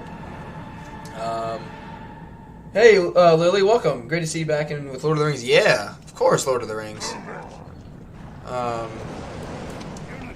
Honestly, with Warhammer 3 being an issue, I don't know if you guys have watched his streams lately, but Legend of Total War has talked a lot about, if Warhammer 3 just isn't fixed. Excuse me, I keep burping. He's talking about just being done, and not that I want to be done streaming, but it's just made me think like, okay, like if Warhammer 3 is a flop, like I don't want to put all my eggs into one basket. And one thing I can do is play Lord of the Rings because I really enjoy it. And I think it's still a mod and a market that really hasn't been touched yet. I think there's a lot in the community that people have just been so worked up with Warhammer and whatnot that they're just used to Warhammer being like the mainstay of the Total War community, and now that it's sort of struggling at the moment, people are branching out, and they're like, oh, like maybe things are a little, it's okay to play another Total War game kind of thing. They're testing, people are just doing things that weren't expected. Like Legend is playing Medieval 2 Total War. He's playing Total War Warhammer 2 again. Other creators are just abandoning Total War altogether and shutting down their channels. Things are just changing, and I think because of that, it's kind of opened people's eyes to potentially trying out different games, different mods, whatever it may be. Just something else to play Total War related. And I know I don't have basically any influence or anything to that extreme, but if there was ever a time for Lord of the Rings Total War to be a thing, it's now. Strike when the iron is hot in regards to Warhammer being such a being in such a bad position. I mean, strike when the iron's hot kind of thing. Are there Balrogs in the game? Not yet. There are trolls, Mumakil, wargs, trolls, Mumakil, wargs. The Army of the Undead is in the game,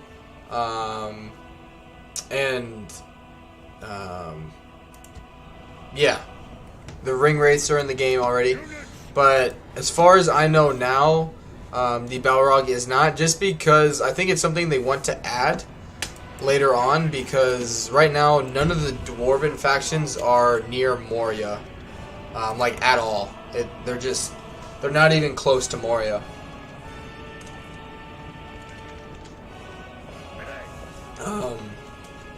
Basically, like the dwarf position right now in this mod is kind of they've like reclaimed Erebor, but they haven't decided to send, like, Balin hasn't gone back to Moria to try and reclaim it, basically.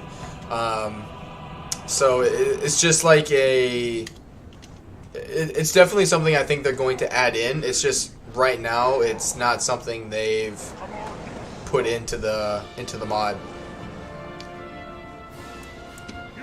Alright. What's really good about all this is them constantly running around is making them exhausted. So when we finally do charge into them, they're just gonna break instantly, more or less, because they're constantly trying to reposition, because they just don't know what to do right now. I know there are siege maps like Minas Tirith, but are there battle maps like the Hobbiton? I'm not sure. I haven't done any. I gotta think. Minas Tirith is a completely like customized siege. Gileath is. Minas Morgul is. I want to say like Mordor's capital is, but other than that, Moria is. Erebor is. Come on, run into these guys. Not you. But there are some maps that aren't done yet. Gundabad isn't completely done yet. Dol Guldur is not done yet, in my opinion. But I think it's something they are working towards. From what I've talked with them, like the modding team, about, they're big. Some of their issues they're facing now is just not having the people to create things like that. So it's not that they haven't thought about those things or that they don't want like completely customized settlements like for the big capitals kind of things. It's just that they don't have anyone, like, they don't have a group of people specifically devoted to doing that. You know, because a lot of it is just like a handful of people doing everything, and they don't have 5 people doing unit details. They don't have 5 people working on Isengard or 5 people working on Gondor. It's just like any situation that pops up, it's like, okay, all hands on deck on fixing this issue today kind of thing. So and that's where I think is why they're pushing for a release really soon, because they want to get that publicity out there, and they want to get, you know, they want to get the public playing the game, to get more interest, to see if more people will reach out offering to help build the mod, basically. Come on, get him to route. Come on, they're wavering. Get them to break.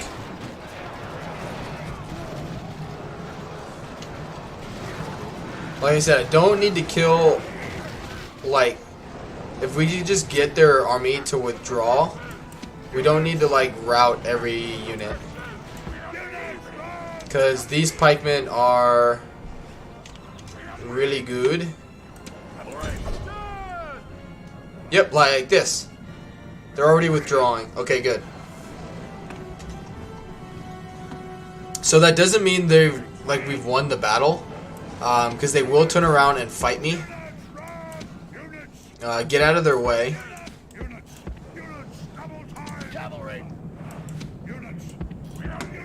But some units, I do want to attack.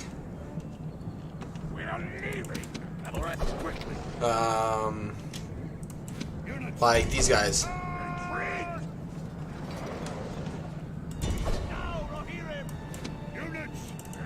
Yeah, these spearmen are just too good. Over here.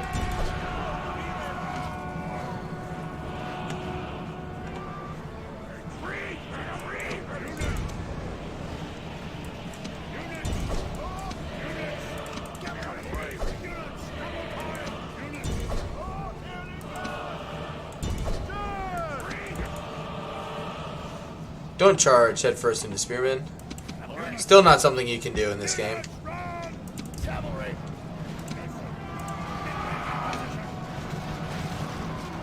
Good, they're dead.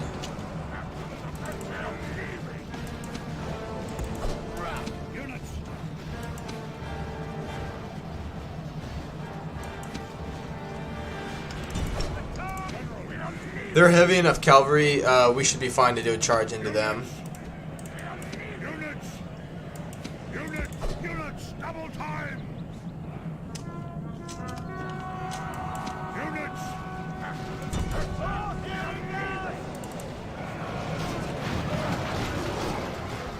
Come on, break. Break.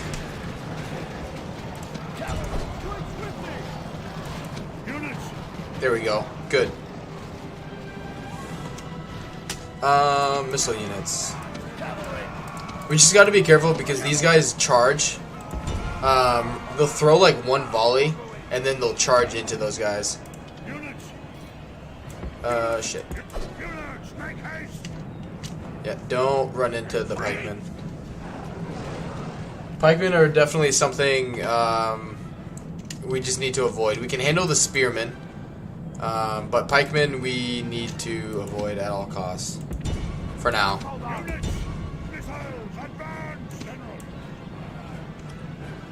Yep, just let them run away. And just weaken them a little bit. Tell them to do another order and then fire again.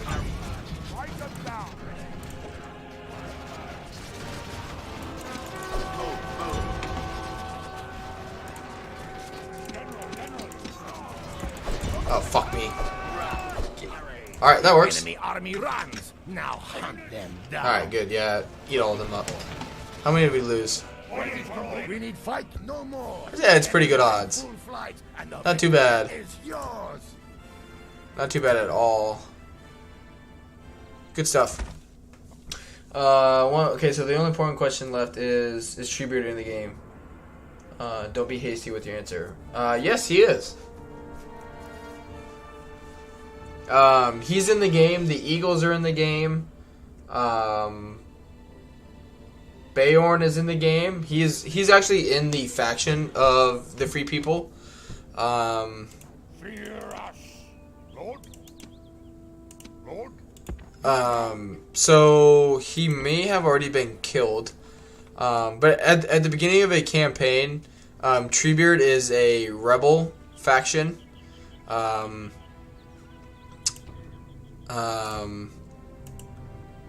And I believe from what I got back from one of the modders, you have to have Fangorn, you have to have a happy population, and you have to have a general inside the settlement. And once you have all three of those met, every turn you have a 5% chance of being able to recruit a it's either a mercenary or an actual unit in Fangorn. You have a opportunity to get a unit of Ents, which I in my other Rohan campaign, Rohan can get Ents, I had Fangorn, I had a general, they were happy for 20 plus turns, and I unfortunately never got a unit. So it just happens. But like the Dunland camp, Fangorn, the last alliance battle, like in the marshes here, there are a few settlements in the game that you can't upgrade at all. It's just kind of like a ruin, basically, that you can't heal. It's just like a ruined area. So good. All right, let's move on. Yep. Go to Erebor.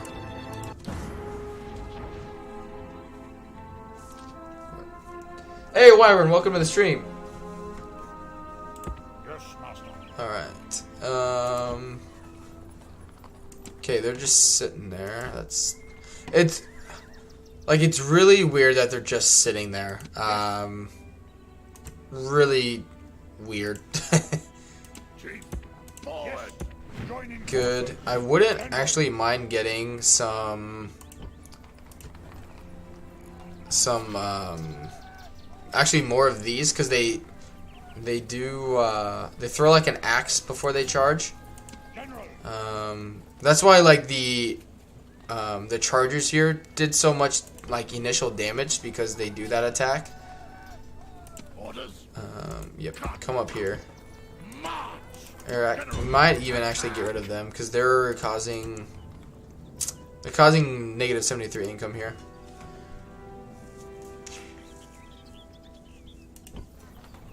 Alright.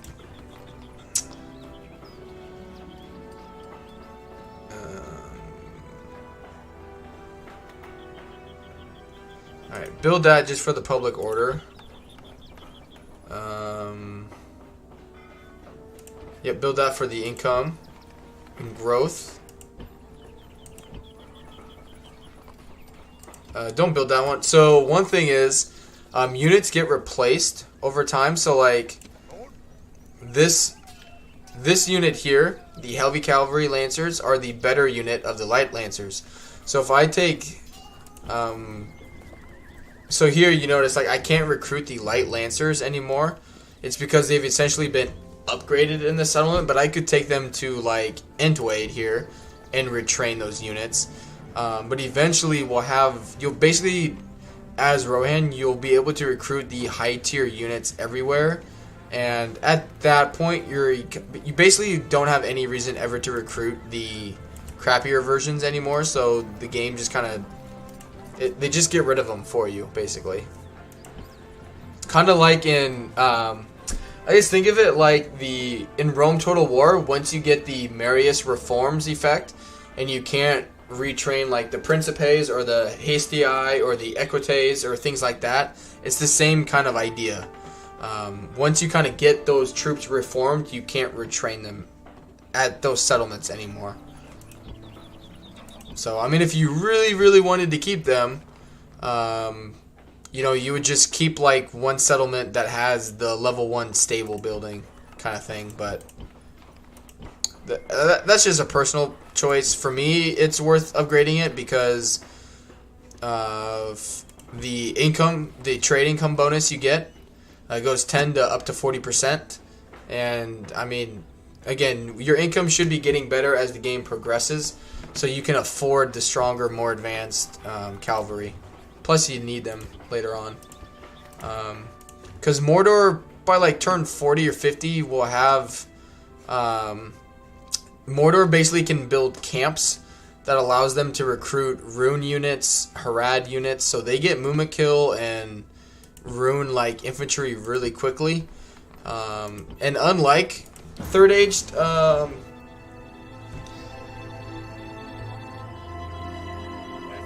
What? What?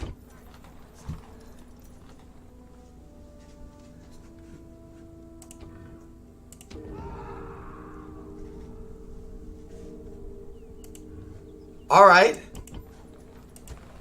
Aight then. You fucking idiots.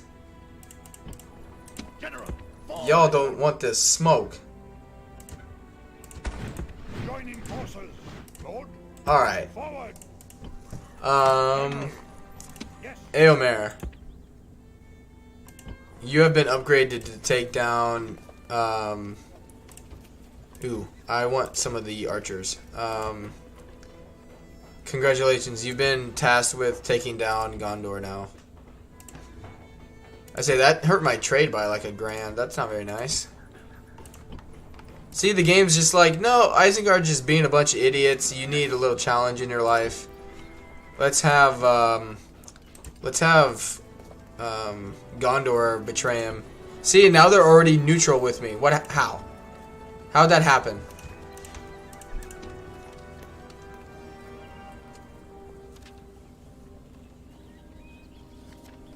So they attacked me. They broke their alliance with the Free People. They became allies again. And now we're at peace. Nah, they don't get away with that shit. Not today, Junior.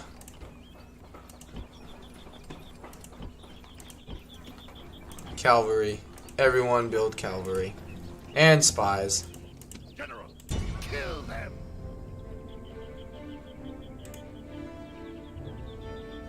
Spearmen.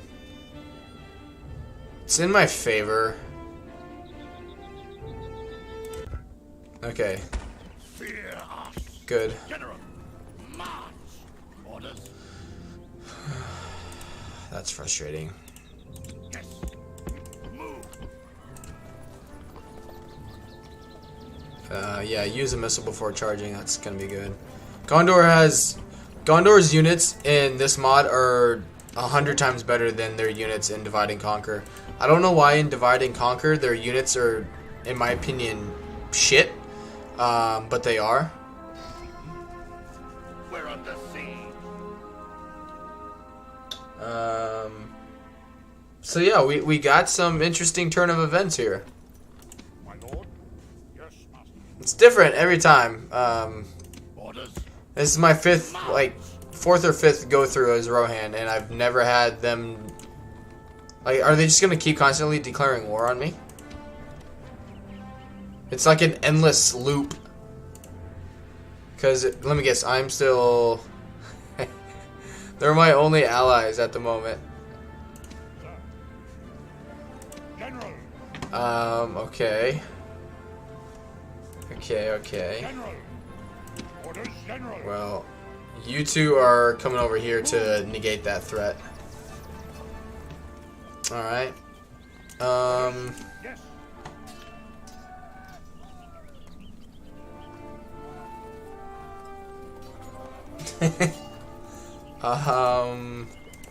Alright. Yeah, he needs to stay over here. March.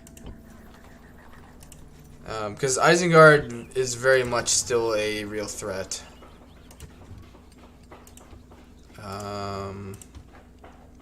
Damn, that pisses me off. Alright, yeah. Tax that so we get more money. Population growth is still really good there, so that's okay.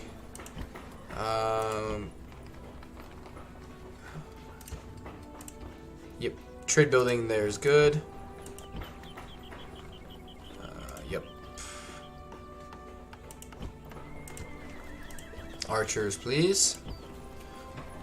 We just need them to deal with Mumakil later on.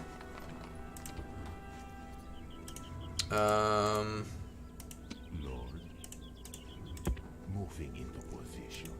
And to just kind of harass enemy units later down the track. Okay.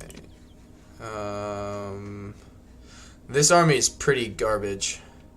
They got 3 units there that we wouldn't be able to wipe out. Everything else will die basically instantly with charges. But yeah, we just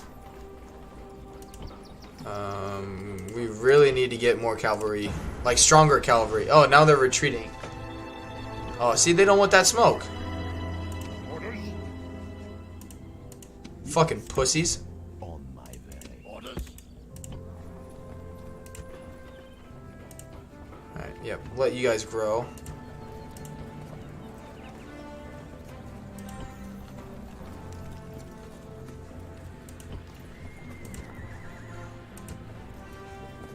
Huh.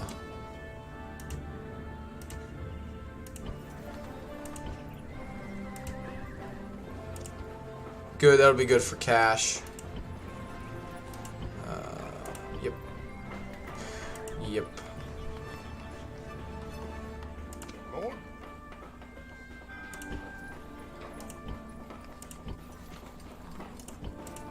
Lord, march! Orders, move!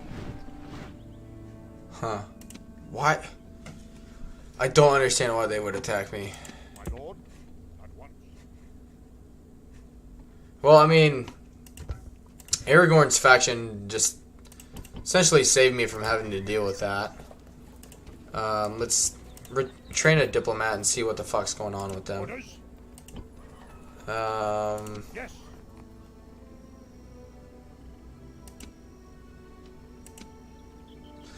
That's a dangerous army comp.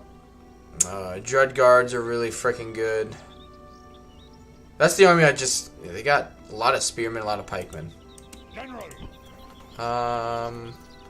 Orders. I know what we can do. Orders. Move. Ambush. A little ambush bait. Orders.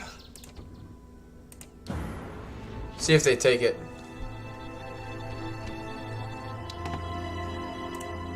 Yeah, they're just camping there. Lord, on my way. And they are now retreating. Oh, we would have definitely lost that. Yes. 100% would have lost that. My lord. Yes, my lord. Orders. March. Waiting to ambush.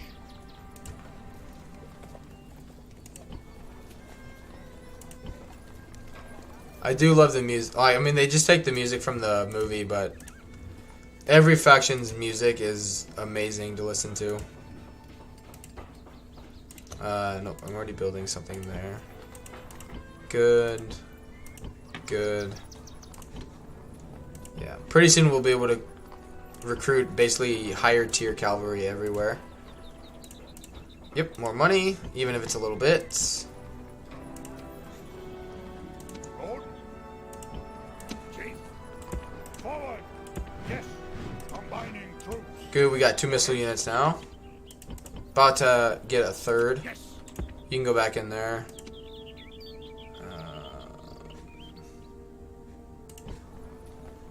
I already moved. No, I haven't. At once.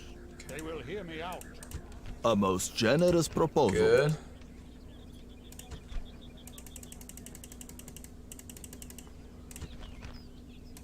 A most generous proposal. Good stuff. More money. Yes, you can play as Mordor. Yes. You can play as everyone, I believe. So like what Divide and Conquer did, right? They took like Dol Amroth. Basically like the factions that Divide and Conquer took and kind of made out of thin air. Those aren't here. So like the evil like Arnor people, I can't think of their faction. The like Ardu9, they are not a faction. The Variags of Khand are not a faction. The Dorwinian is not a faction. I'm trying to think of what else. Dol Amroth is not. And then Enidwaith is not.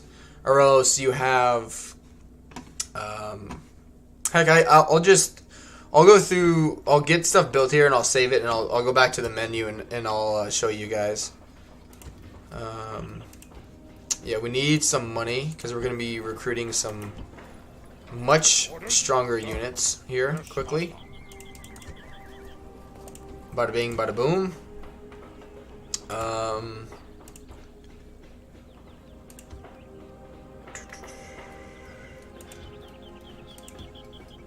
Yeah, go ahead and build that. It'll help with money a little bit. Yep, that's fine.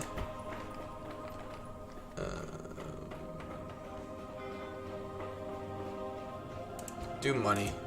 Yeah, money there is good. Yep, Kalev. Yep, money is always good. Okay, okay. Yes. Forward. Good, if he just stays there, we'll be able to attack him next turn. Yep, build more horse archers. That's all of our money. But yeah, I'll just save it here and I'll show you guys quick. Alright, main menu.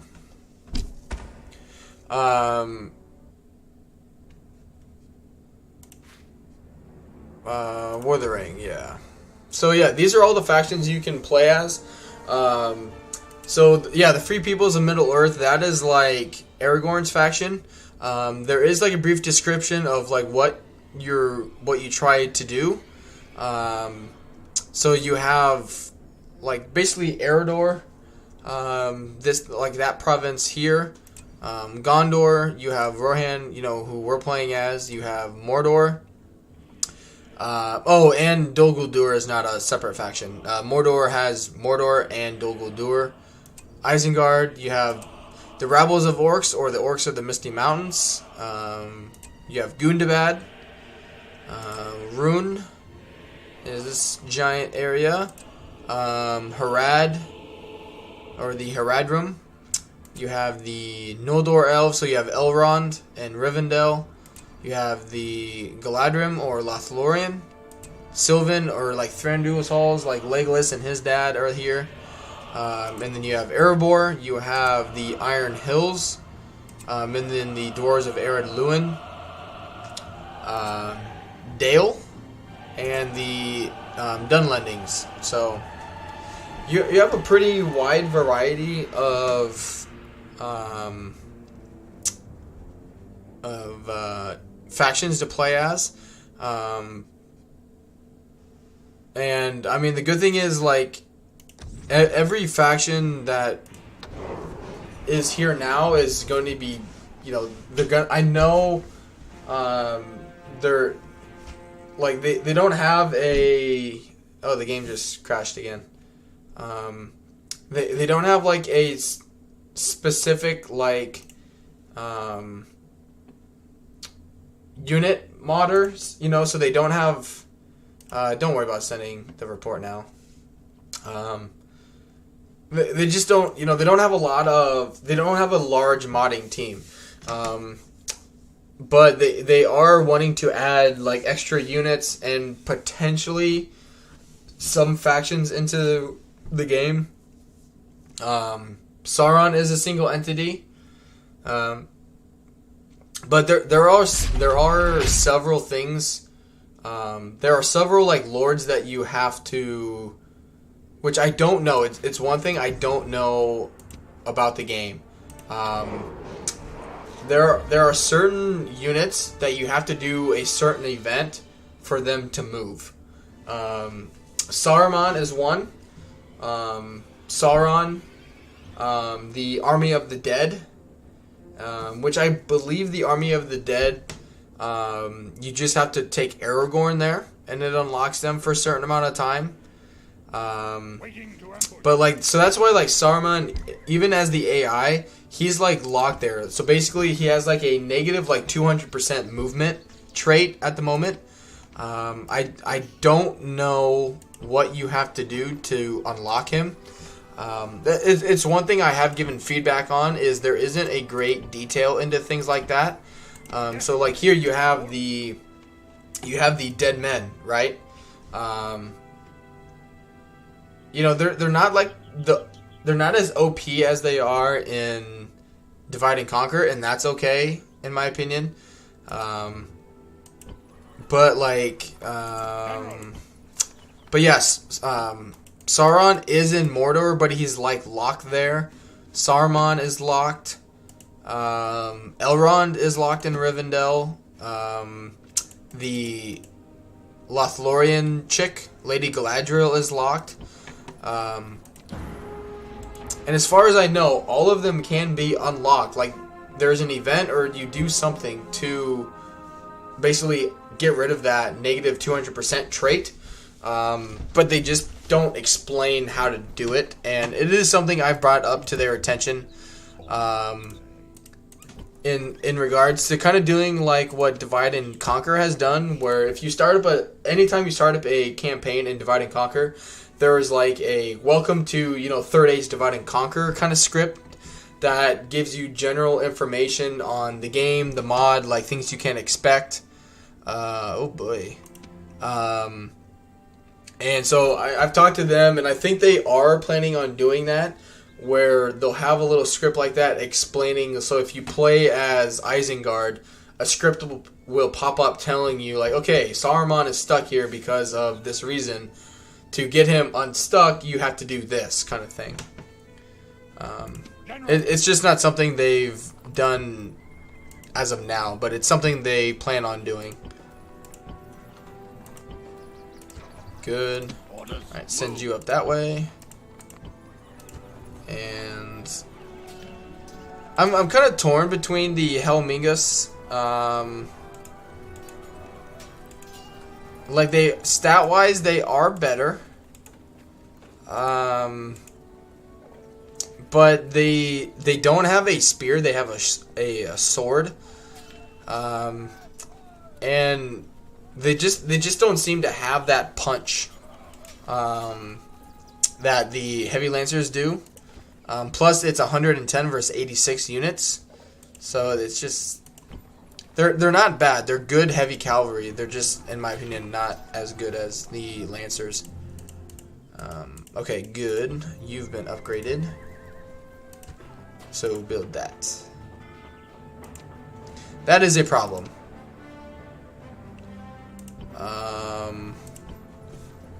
General, forward. Orders. Move. Orders. Move. We need...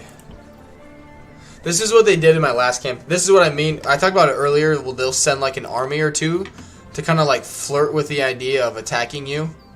But really, in my experience, the AI will keep attacking you if they think they can keep beating you. But if you like... I mean, you notice like we pushed back the Dunlendings here once, and they haven't tried to attack me since. Same way with Isengard. Like, these armies are definitely capable of doing some serious damage, but it's like once you put you knock back the AI, they're like a little hesitant to attack you again. Which, I mean, for me, it's great because it puts them onto the defensive. And I mean, here like Gondor is actually holding back against Mordor, which in some of my other playthrough, like Mordor just steamrolls over these guys. But here they're holding their own, which is a good thing. And I think honestly, I would prefer Gondor to have the units of Dol Amroth. I think in Divide and Conquer, that's just something that it makes Gondor weak. Like Gondor's units in that game are already pretty weak statistically. And then when they made Dol Amroth a separate faction, they took essentially all the cavalry from Gondor and put it into Dol Amroth, and that's fine. It's lore friendly, and I get that. But like Dol Amroth just doesn't push back against like the evil men and then the Haradrim enough to really make a difference. So like Gondor is still picked on by Mordor and the evil factions in the game, and they've taken several like good units away from them, and so Gondor just really suffers in Divide and Conquer, and I think that's something that this mod has done a good job of. Because honestly, like for me, like, and it's personal preference, but like I don't need the Lord of the Rings to have like, like the extra factions are nice, they are cool, but like what Divide and Conquer has done, I wouldn't want any more factions than that. The only thing I would like to see in both mods is something where, so like if, I think something they could easily do to get more people into the game, is to make like the Ents, which I didn't even think of this, which this game does have in, is the eagles here. This is like the eagles like from the movies, right? This is like where they live. They are a rebel faction. They don't come out and attack you, but you are at war with them. But it's like there's like 2 units in the settlement here, and then there's like another army of like 3. And it's like gold tier, like super monstrous eagles, right? So it would just be cool where like, okay, if you take Fangorn Forest, right? You hold it for 10 turns, right? It would just be cool to see like an event pop up where they're like, hey, like you've had this, thank you for like saving us from Isengard or the orcs or destruction or whatever. You know, it could give you an event where it's like, hey, you can keep this settlement and we'll like pay you tribute in terms of money, or you could give it back to us, and every like 20 turns or something, we'll give you, we'll send some of our people, in this case like Ents, to come and fight you, or to come and help fight with you, kind of thing. And then same with the eagles, like, have them like essentially be captured. You go in there and you can save them as the player. And if you're like elves or men or Rohan or something, you like free them and then you can use them as units. But I think that's something that both mods could work on. It's just integrating them a little better into the game. Yeah, build that just to create more space for people. Because like it's something I've noticed where it's just really hard for some factions. For example, like the Free Peoples, like this area has hobbits and a bunch of like peasants, and so that's what their armies represent, and that's fine. That's like lore friendly. But to make up for that, like if you want them to have a chance to actually defeat some of these stronger armies, like Mordor, that have a bunch of trolls, or even Nazgul now, and like they're flying, like not dragons, but they're flying mounts, all that stuff, like just give them something to be able to fight them back or fight against them with. And I think it's just one way they could go about it, is all. It's not that it's the only way, the right way. It's something I think something that the Lord of the Rings should incorporate. Because they've incorporated it for the evil faction, so why not use, the eagles, a bear for Beorn, that kind of stuff. But alright, let's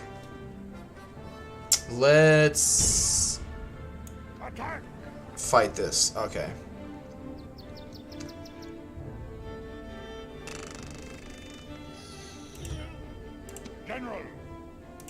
So I got 2, 3, 4 missile units. General, attack!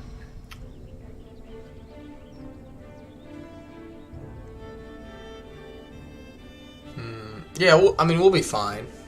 Let's save it here just in case it crashes on me again. But I mean, it's been over 2.5 hours. What do you guys think about the mod? I know not everyone may have been here the entire time, since I've been streaming it, and you may have only been here for 5-10 minutes, whatever it may be.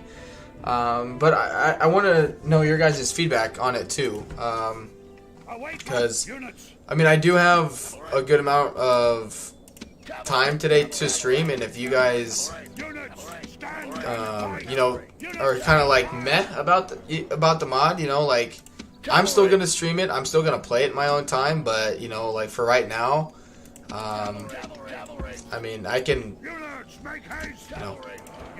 I just wanted you guys' input. Like, would you rather have me play something else? Do you like the mod? Do you want to see more of the mod? That kind of thing. So just let me know if you guys would. Oh, the Great Company looks so badass. General.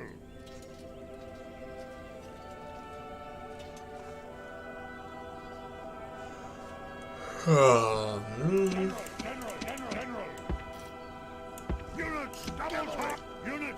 Because there are, along with that, I've thought about doing a few things with the mod where, like, I play like 30 turns of Rohan, I play 30 turns of Mordor, 30 turns of whoever kind of thing, just to kind of give you guys some like an insight of each faction, if that makes sense. You know, like give you a little bit, give you a little taste of what each faction kind of has to offer, that kind of thing. And then like once the mod like officially comes out for the public, then do like longer campaigns, longer streams of it, kind of thing is what I'm leaning towards right now. So I don't know if that's something you guys would like to see. That's just kind of like where I'm at right now. Just so you guys, basically, so you guys have more exposure to the mod, other than just, you know, doing a super long live stream or a super long campaign of just Rohan or whatever faction it may be.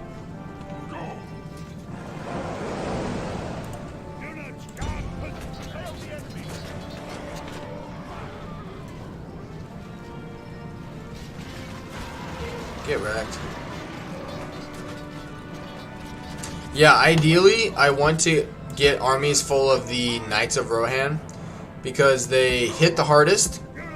They have a really good charge, and they also do a missile attack, which it doesn't say they do armor-piercing damage, but I've used them against armor units, and they shred them. So yeah. They don't have 100, but even 74 units is pretty freaking good. Plus, like, how do you not like the music?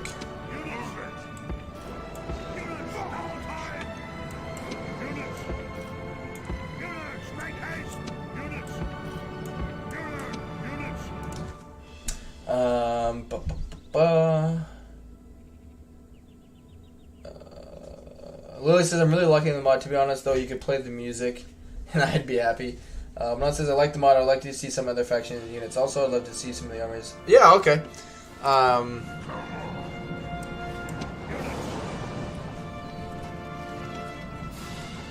I'll tell you what. After, shoot them. Maybe. Yeah. Because they throw axes, so they're armor piercing.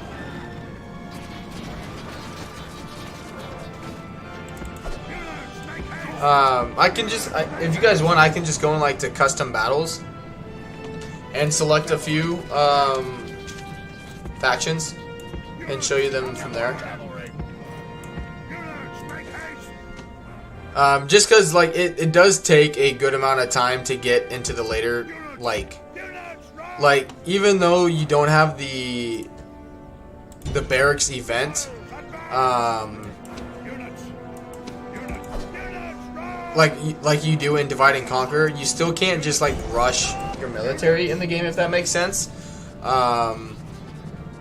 You just like you just gotta have a balance, just like in Divide and Conquer. You can't rush one and have the other. Like you gotta have a balance between your economy and your military, and so I can't, you know, like going into a campaign rushing like a certain unit just wouldn't be a good way to showcase things for you guys. So I think I will just go into the custom battles and show you that way.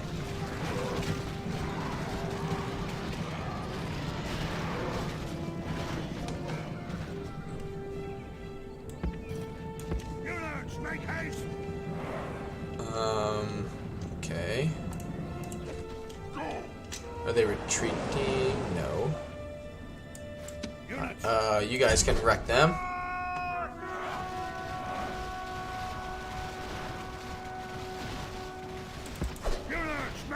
Get out of there. Oh shit.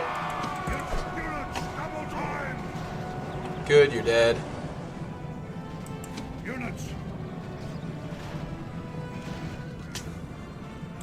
Okay. Just 2 of you is fine.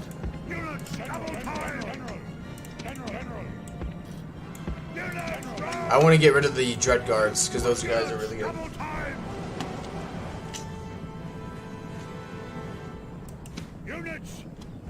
These guys are really, really strong. It takes a lot to kill these guys. They do armor piercing.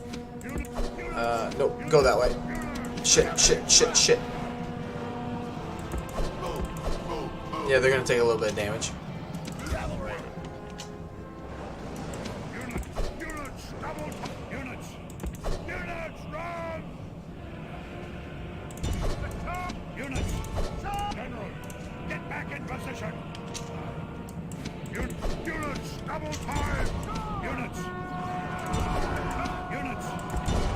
Just swarm them.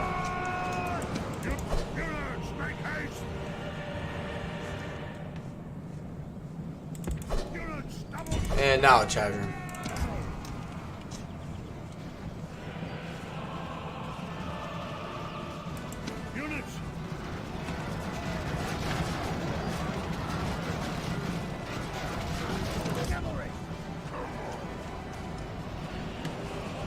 Cavalry!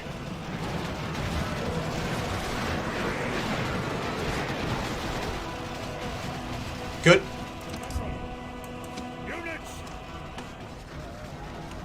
Come on, break. There we go. Oh shit!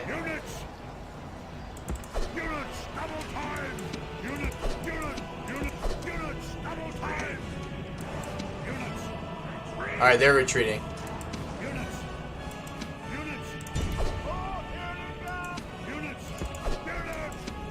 Alright, get rid of these Dread Guards.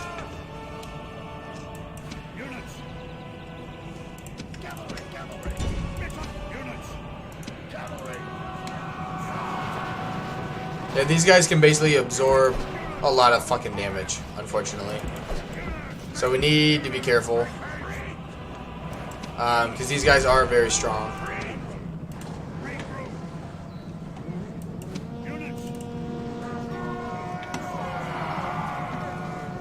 And cycle charging is just going to be the... Yeah, they just... Light Cav, we can't use these guys. They're just too weak.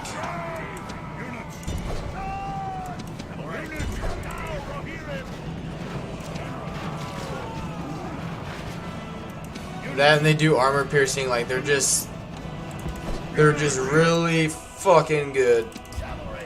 Why are you not like shooting those guys?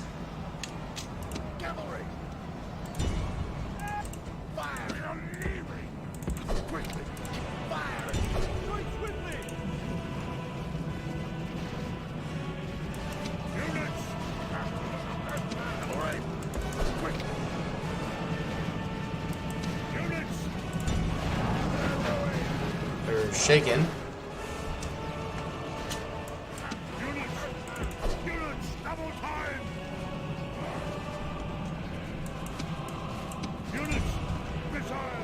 Taking a little bit of damage, but the good thing is we've got so many units here. I was just gonna say.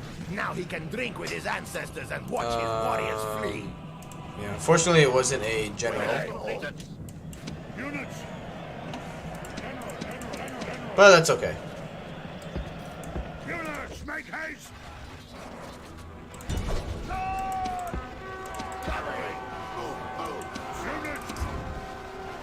Come back, cowards!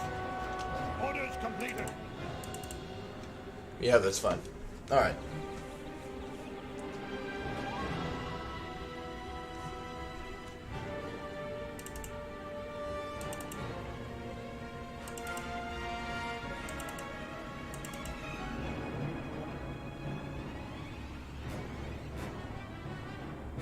Victory is the reward of warriors. Gotta love Cavalry. Gotta love Cav.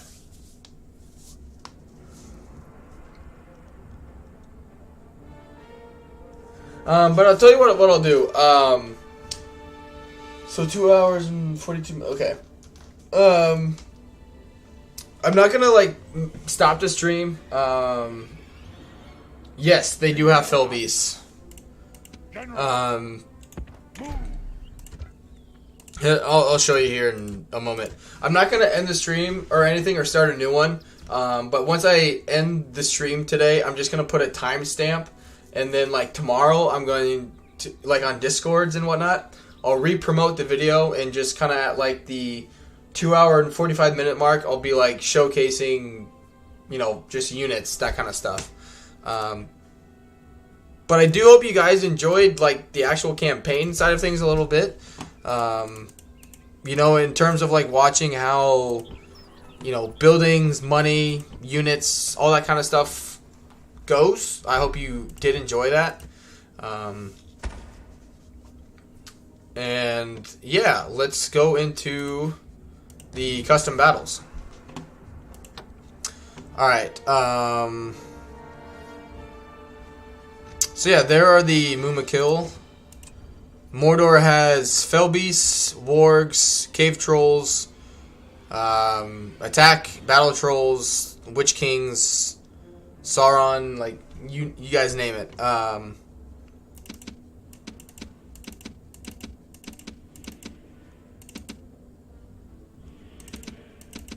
We'll just get all of them in here, why not?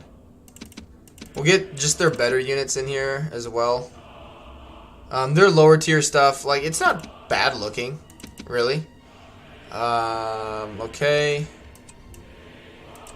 No. Alright, ones you want to look for here.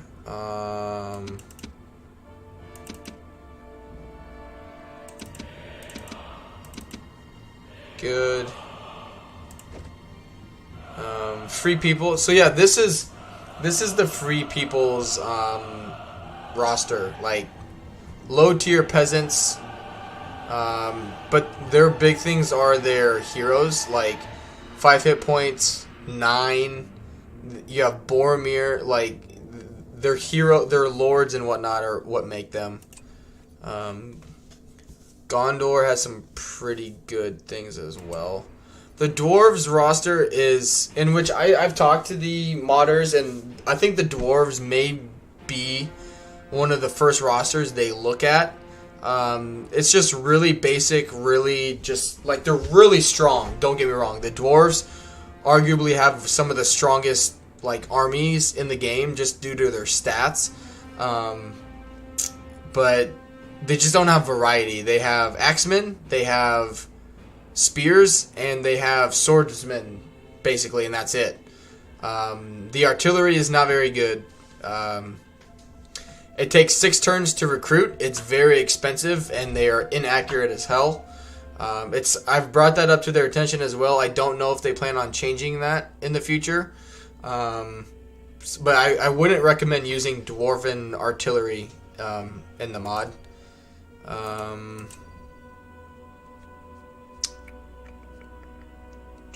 Let's see. Oh yeah, Isengard. We've already seen them. The Orc Rebel isn't that great. Gundabad is another faction that needs some adjusting. Oh yeah, Rune always usually has some pretty cool looking units.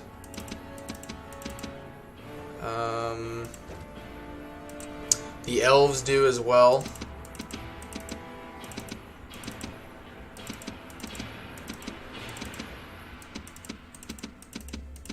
Okay. Which I will do another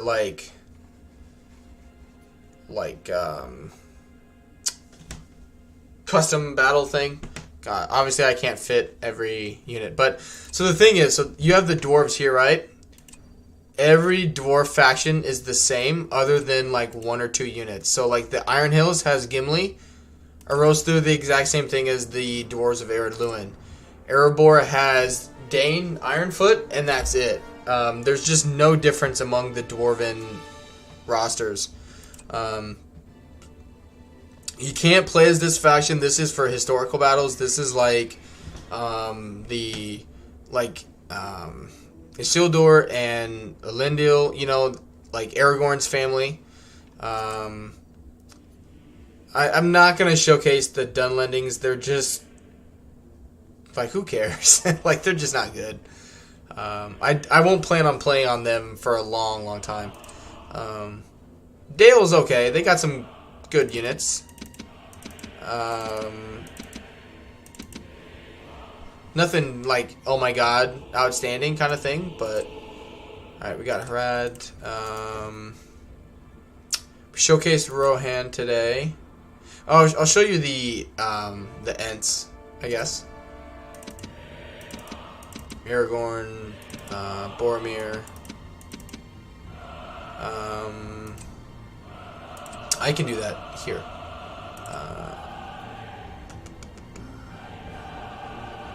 Let's see. I guess I can still show you the Dwarven troops, though.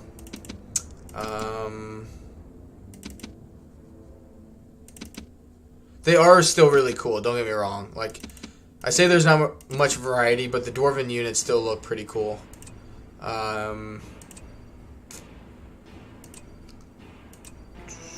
But yeah, these guys aren't that great. Gondor. Their cavalry is really good.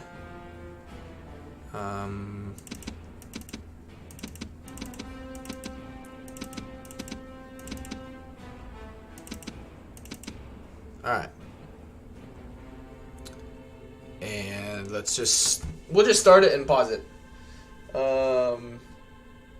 I tried this game in early main toggle. One or more armies have overspent.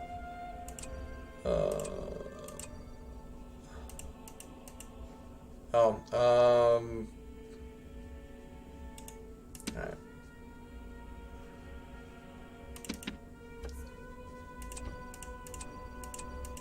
Oh shit. These guys are way over.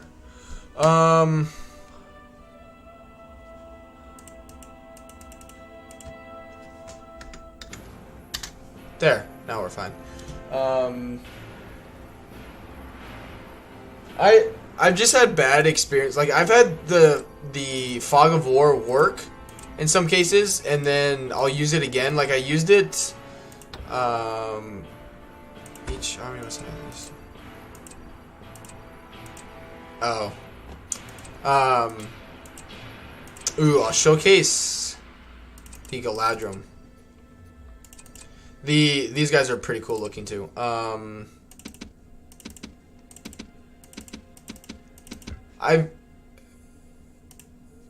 Okay. That's fine. Cause I'm just gonna pause it. I'm not actually gonna fight it. I've used the Fog of War. It does work. It does reveal it. I've had it sometimes crash, and other times, like I played a campaign yesterday. I was playing a Sylvan Elf campaign yesterday, and I did the Fog of War. I took it off. I hit end turn, and it crashed. I loaded it, and it crashed again. But I've used it in other scenarios and other situations where it works great. It's just a little funky. Infantry.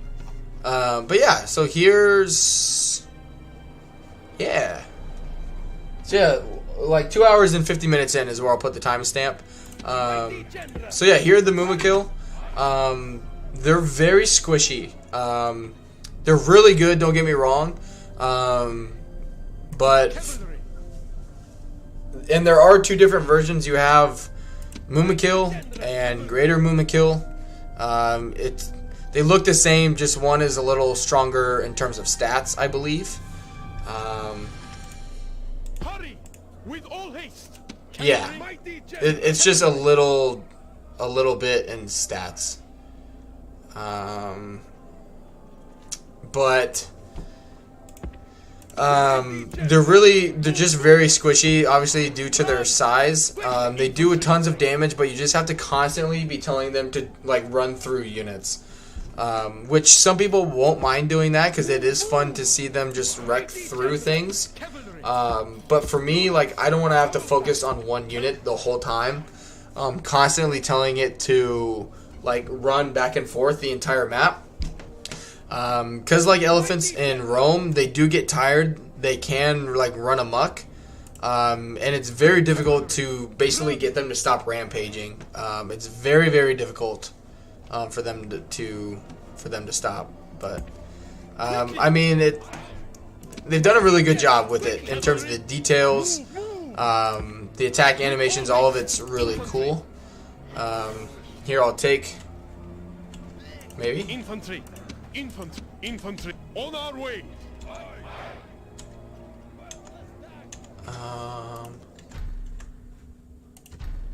Just a minute. There he goes. Yeah.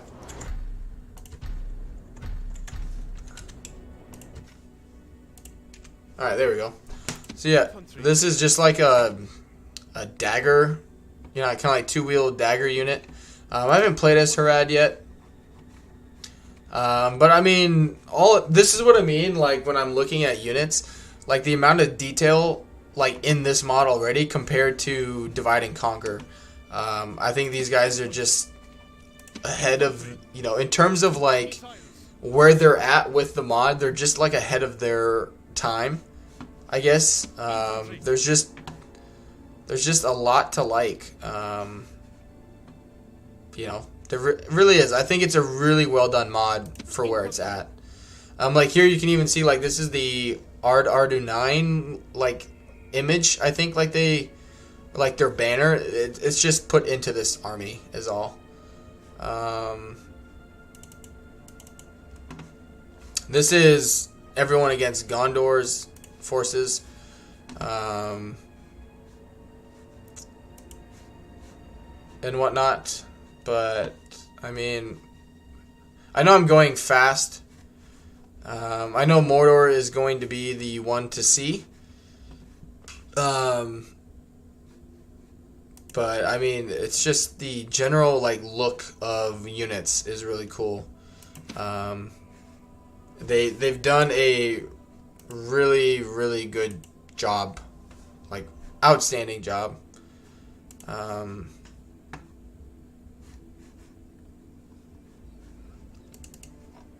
Like, whew. I like them. I really like them.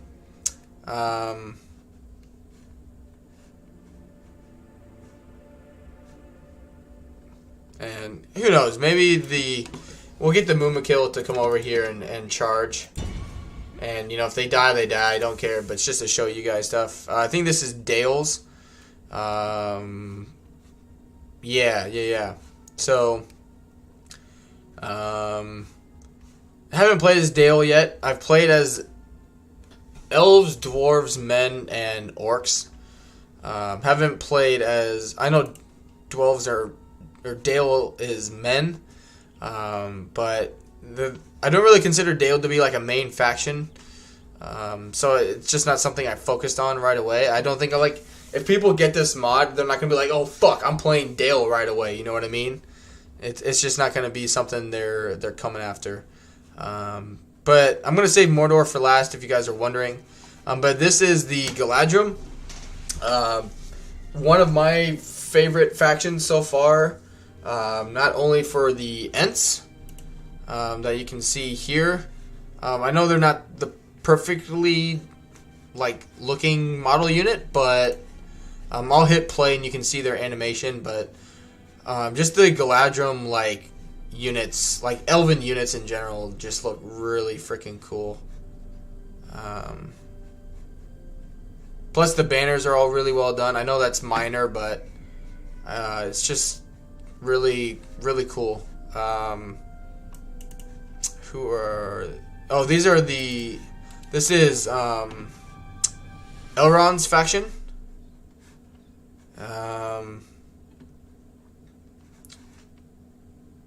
Yeah. Where is he at? Don't know where he is, actually. I wish his unit did have missiles, but I think he just has infantry.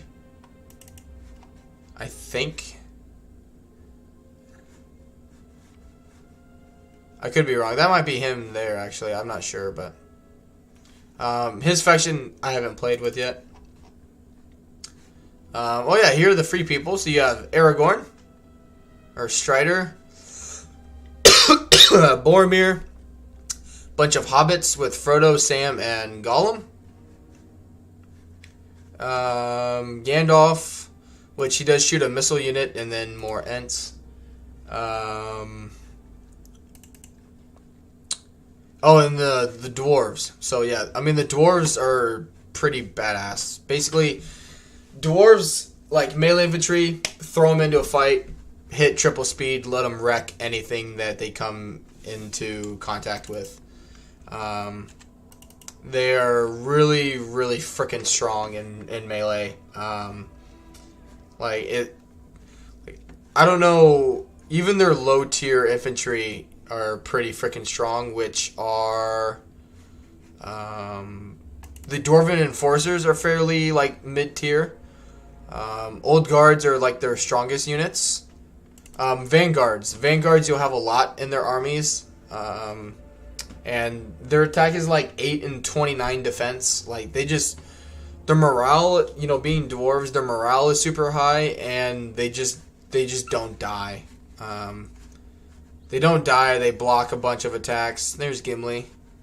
They're a really fun race to play. Plus, just like in Divide and Conquer, they have the opportunity to have the most customized like battles. And then of course, Mordor. So some of the units do look a little wonky. I will say that they don't, you know, it's like they are half clothed kind of thing. So these are the trolls, the battle trolls. They are a little wonky looking comparatively to other mods. And also, like, just look at it's like he just, like, shit his pants kind of look, you know? But they're trolls, like monsters, like fell beasts, everything in this game. Extremely, right now, I would say overpowered. Trolls, any troll, really, any troll, fell beasts, Ents are overpowered at the moment. And then there's Sauron as well. He's super fucking good, as you would expect. The Blackguard Cavalry, fucking amazing. And then even the like great, like the high tier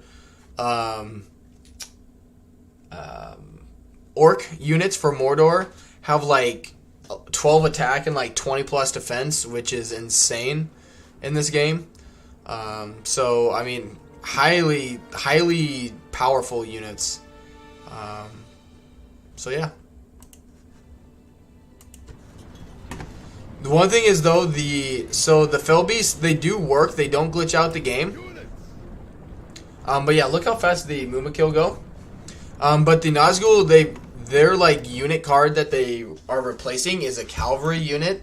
So in terms of like, it's not like in Warhammer where they can just fly over stuff. They actually have to pathfind because their like base thing is a cavalry unit. So in sieges they are just a little like unpath friendly unit.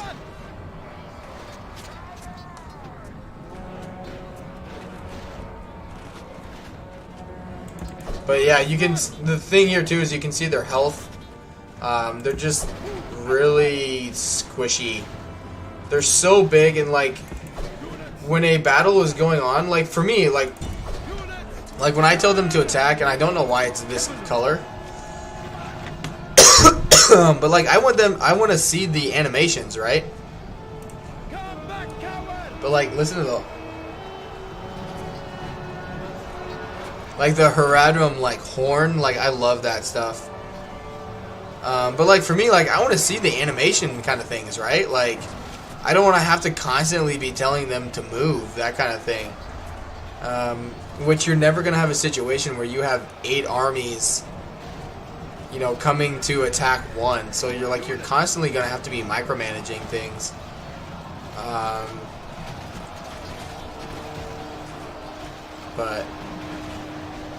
But yeah, the Fell Beast is just a little. But yeah, right there. But will this bring victory? Like his health was almost completely full, and it's just their hitbox is so large. Like they're really strong, they really are in auto resolve, but they're just really squishy. Really squishy. One thing that is really cool though is Fell Beasts don't have to land to attack. So like right there, he's doing an attack animation. So like the Witch King, for example, the Witch King is on a Fell Beast, so he never lands. So if you're going up against dwarves that more or less have no missile units, he could, you know, essentially be a one-man doomstack, because the attack animations, they just like swoop their legs or their like tail, and it does an attack animation. Oh look, and there he goes, the other Mumakil.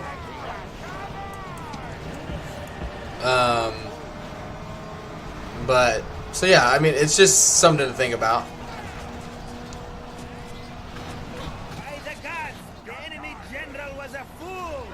But like the Ent's animation actually works really well. I know they don't look the best per se, but for the most part, every animation works the way it's supposed to. But they're in which we've talked to the modders, and they like the modding team, and they know the trolls lately have been the topic of discussion the last few days. Because like when I played as Rohan, I had the Knights of Rohan that are like the 3-turn, the high tier cav that just shred like armor, right? And so I had 2 units of them. I had 3 units of horse archers. Wasted all of my ammo, and I killed 1 troll. And I'm just like I don't want to, you know, like. I don't want to take that, you know, like how are you supposed to fight against Mordor or things like that when they have that many, when they just don't take damage kind of thing. So there are some things that need reworked and rebalanced, and I'm sure they'll get there. But as of right now, not to mention, like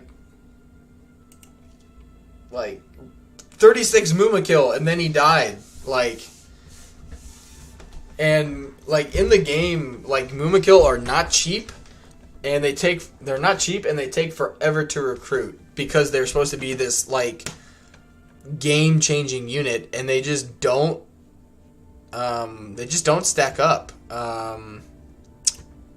compared to. Like Cavalry, the Mouth of Sauron is a Cavalry unit. He did 157 kills. Oh, and it bombed out on me again. But yeah, it's just. But yeah. But yeah, that's the second crash. I'm afraid it's gonna keep doing it now. This is the 3rd time now it's crashed. Since it's a mod, it just seems once it starts crashing, it just keeps doing it until you either like restart your computer, restart Steam, or something like that. It's a mod. It's an early stage, early development mod. So stuff like that's gonna happen. I'll show you. What historical battles do they... They actually have quite a few. But I'll show you guys Minas Tirith. Yeah.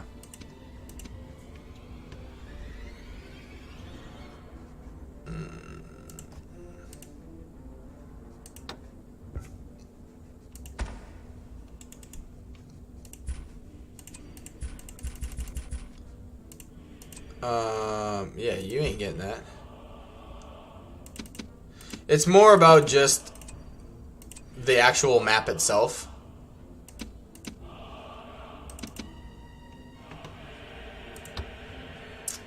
Oh, come on.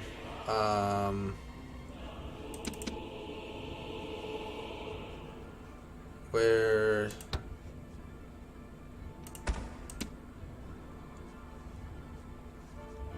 Where's the siege equipment? Here, I'll give myself catapults. Cripes.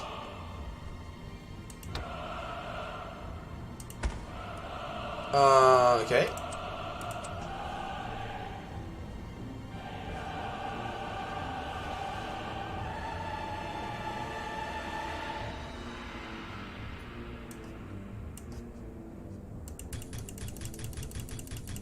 Oh, they're so good.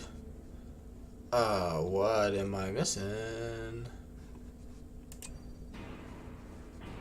Oh, because they're attacking me. Right, well, we'll come out and attack them.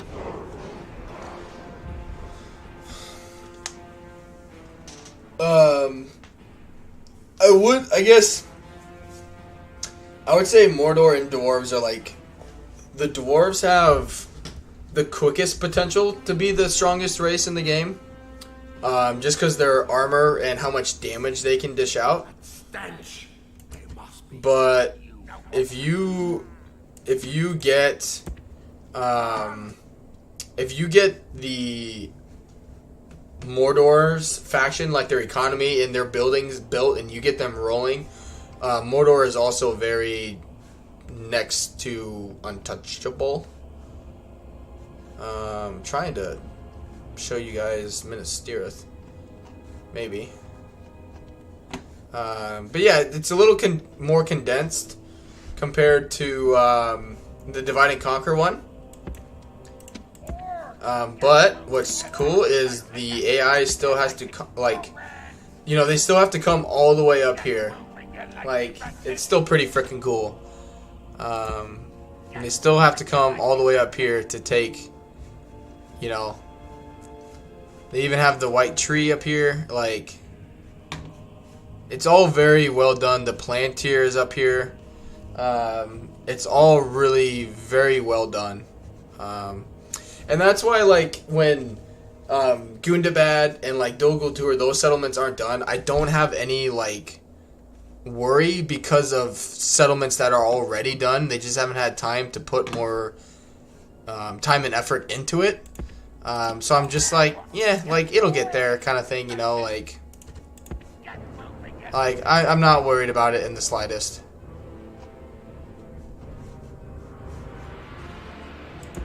But as you can see, like, the Felbeast can't just, like, fly over stuff.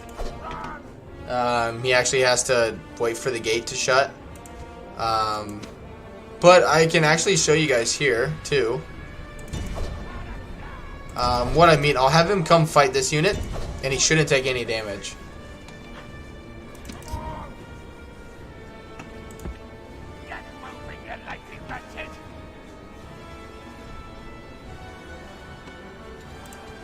Get back here.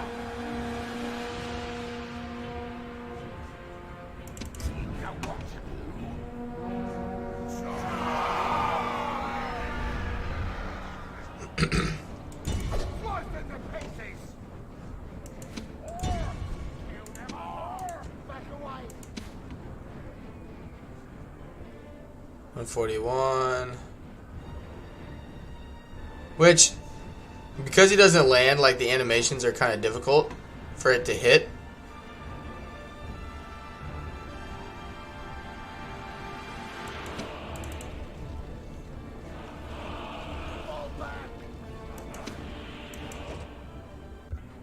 Ah, son of a bitch.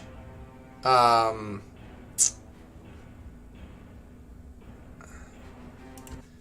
have to pull all of them out. Because the tower shot down the...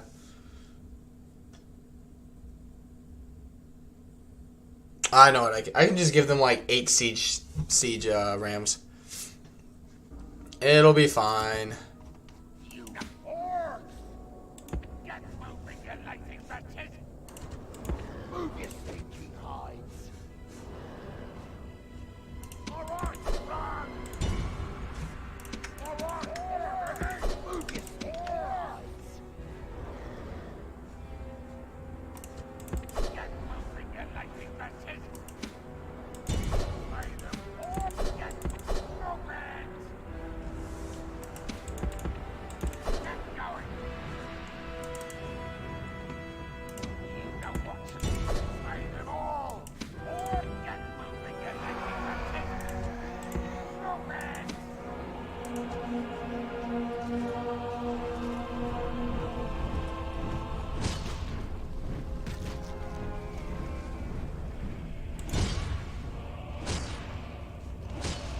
And he just sends them flying.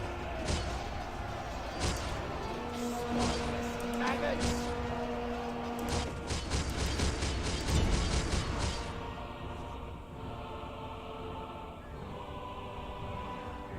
But, I mean, even, like, Sauron...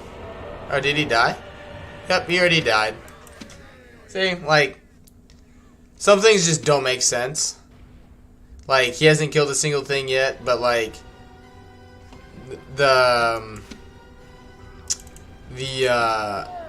we just won. There are some things that don't make sense. Like, the Fell Beasts are really strong. Like, the Witch King, he can take out whole armies because he doesn't ever land if they don't have missile units, that kind of thing. But some of it doesn't make sense, some of it does, kind of thing. And they're working on it, I promise you. I actually haven't been to Dol Amroth yet.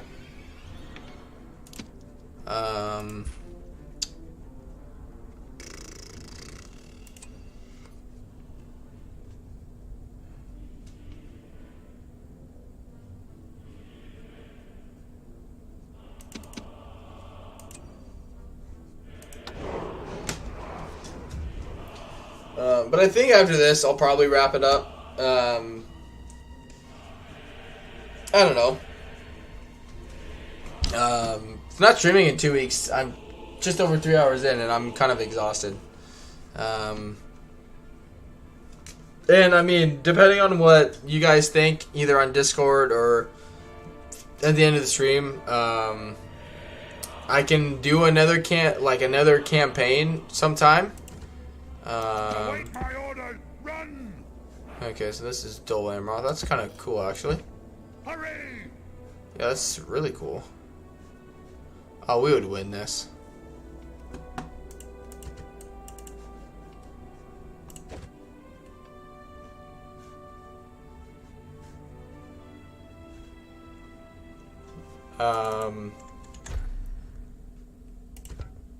That's kind of cool. But yeah, I mean, I can do any campaign, really, in the future, whether you guys want to see Gondor or Mordor, elves, dwarves, Dale, you know, whatever you guys would want to see, I can do it. I just kind of wanted to take today and show you guys a little more of the, like, I've been talking about it for a while now, and I just wanted to showcase it to you guys a little bit and get kind of your first reactions about it. And so I hope, like, you know, the 20 turns we did today, I hope you enjoyed it. I hope, you know, I know I didn't dive into a whole lot. I just kind of just played it. Because, I mean, it's Rome Total War. It's Rome Total War Remastered, but a lot of it is Rome Total War. They're the same kind of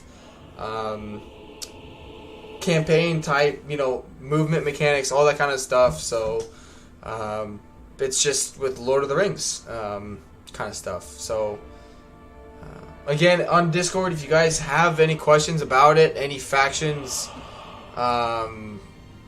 you know, or again, any campaigns you guys want to see potentially in the future of it, you know, let me know. I'll do my best to let you guys know when its official like public release is. I mean, as soon as I know, I'll let you guys know whether it just, you know, comes out or it's going to be announced on Discord, like, hey, it's going to be June 10th or whatever it is. You know, I will just let you guys know. As soon as I know, you'll know, and all that good stuff. I'm trying to. And I left Discord on.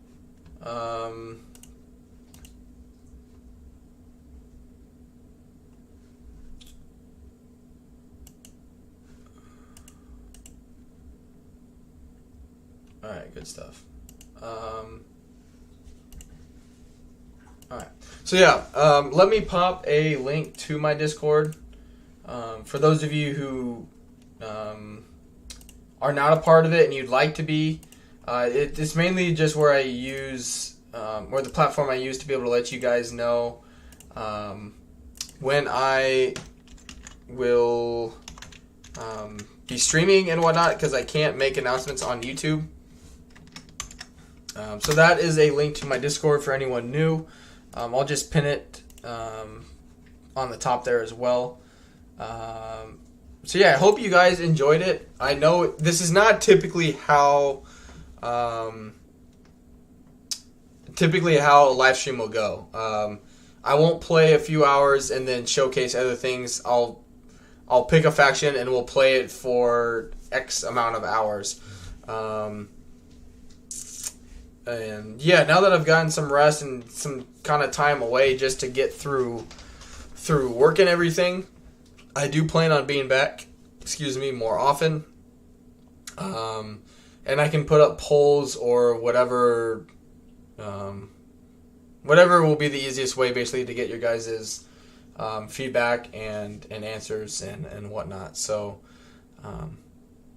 let's see if anyone is streaming. Yeah, Wyvern's streaming. Some of you may already be there, but he's a very, very good friend of the channel. He's helped me quite a bit. He has early access to a game called V Rising. His name is DM Wyvern. I'll pop his link into the stream there. And I will be in touch with you guys again hopefully soon regarding the next campaign that I'll be doing for this mod. Let me know in the comments or on my Discord if you guys enjoyed the mod, if you enjoyed the campaign. If you guys want, we can restart a Rohan campaign and I can really just dive into it and play it and go, balls to the wall with it, or we can play as elves or orcs or whatever you guys would want. I'm up for it. Like I've said, I really enjoy the mod. I've played each faction more or less. Good, bad, elves, men, orcs, whatever, and I like all of them in their own separate ways. So it really doesn't bother me what we play. I just want to know if you guys are interested in seeing more or if you'd rather see other stuff. Just let me know.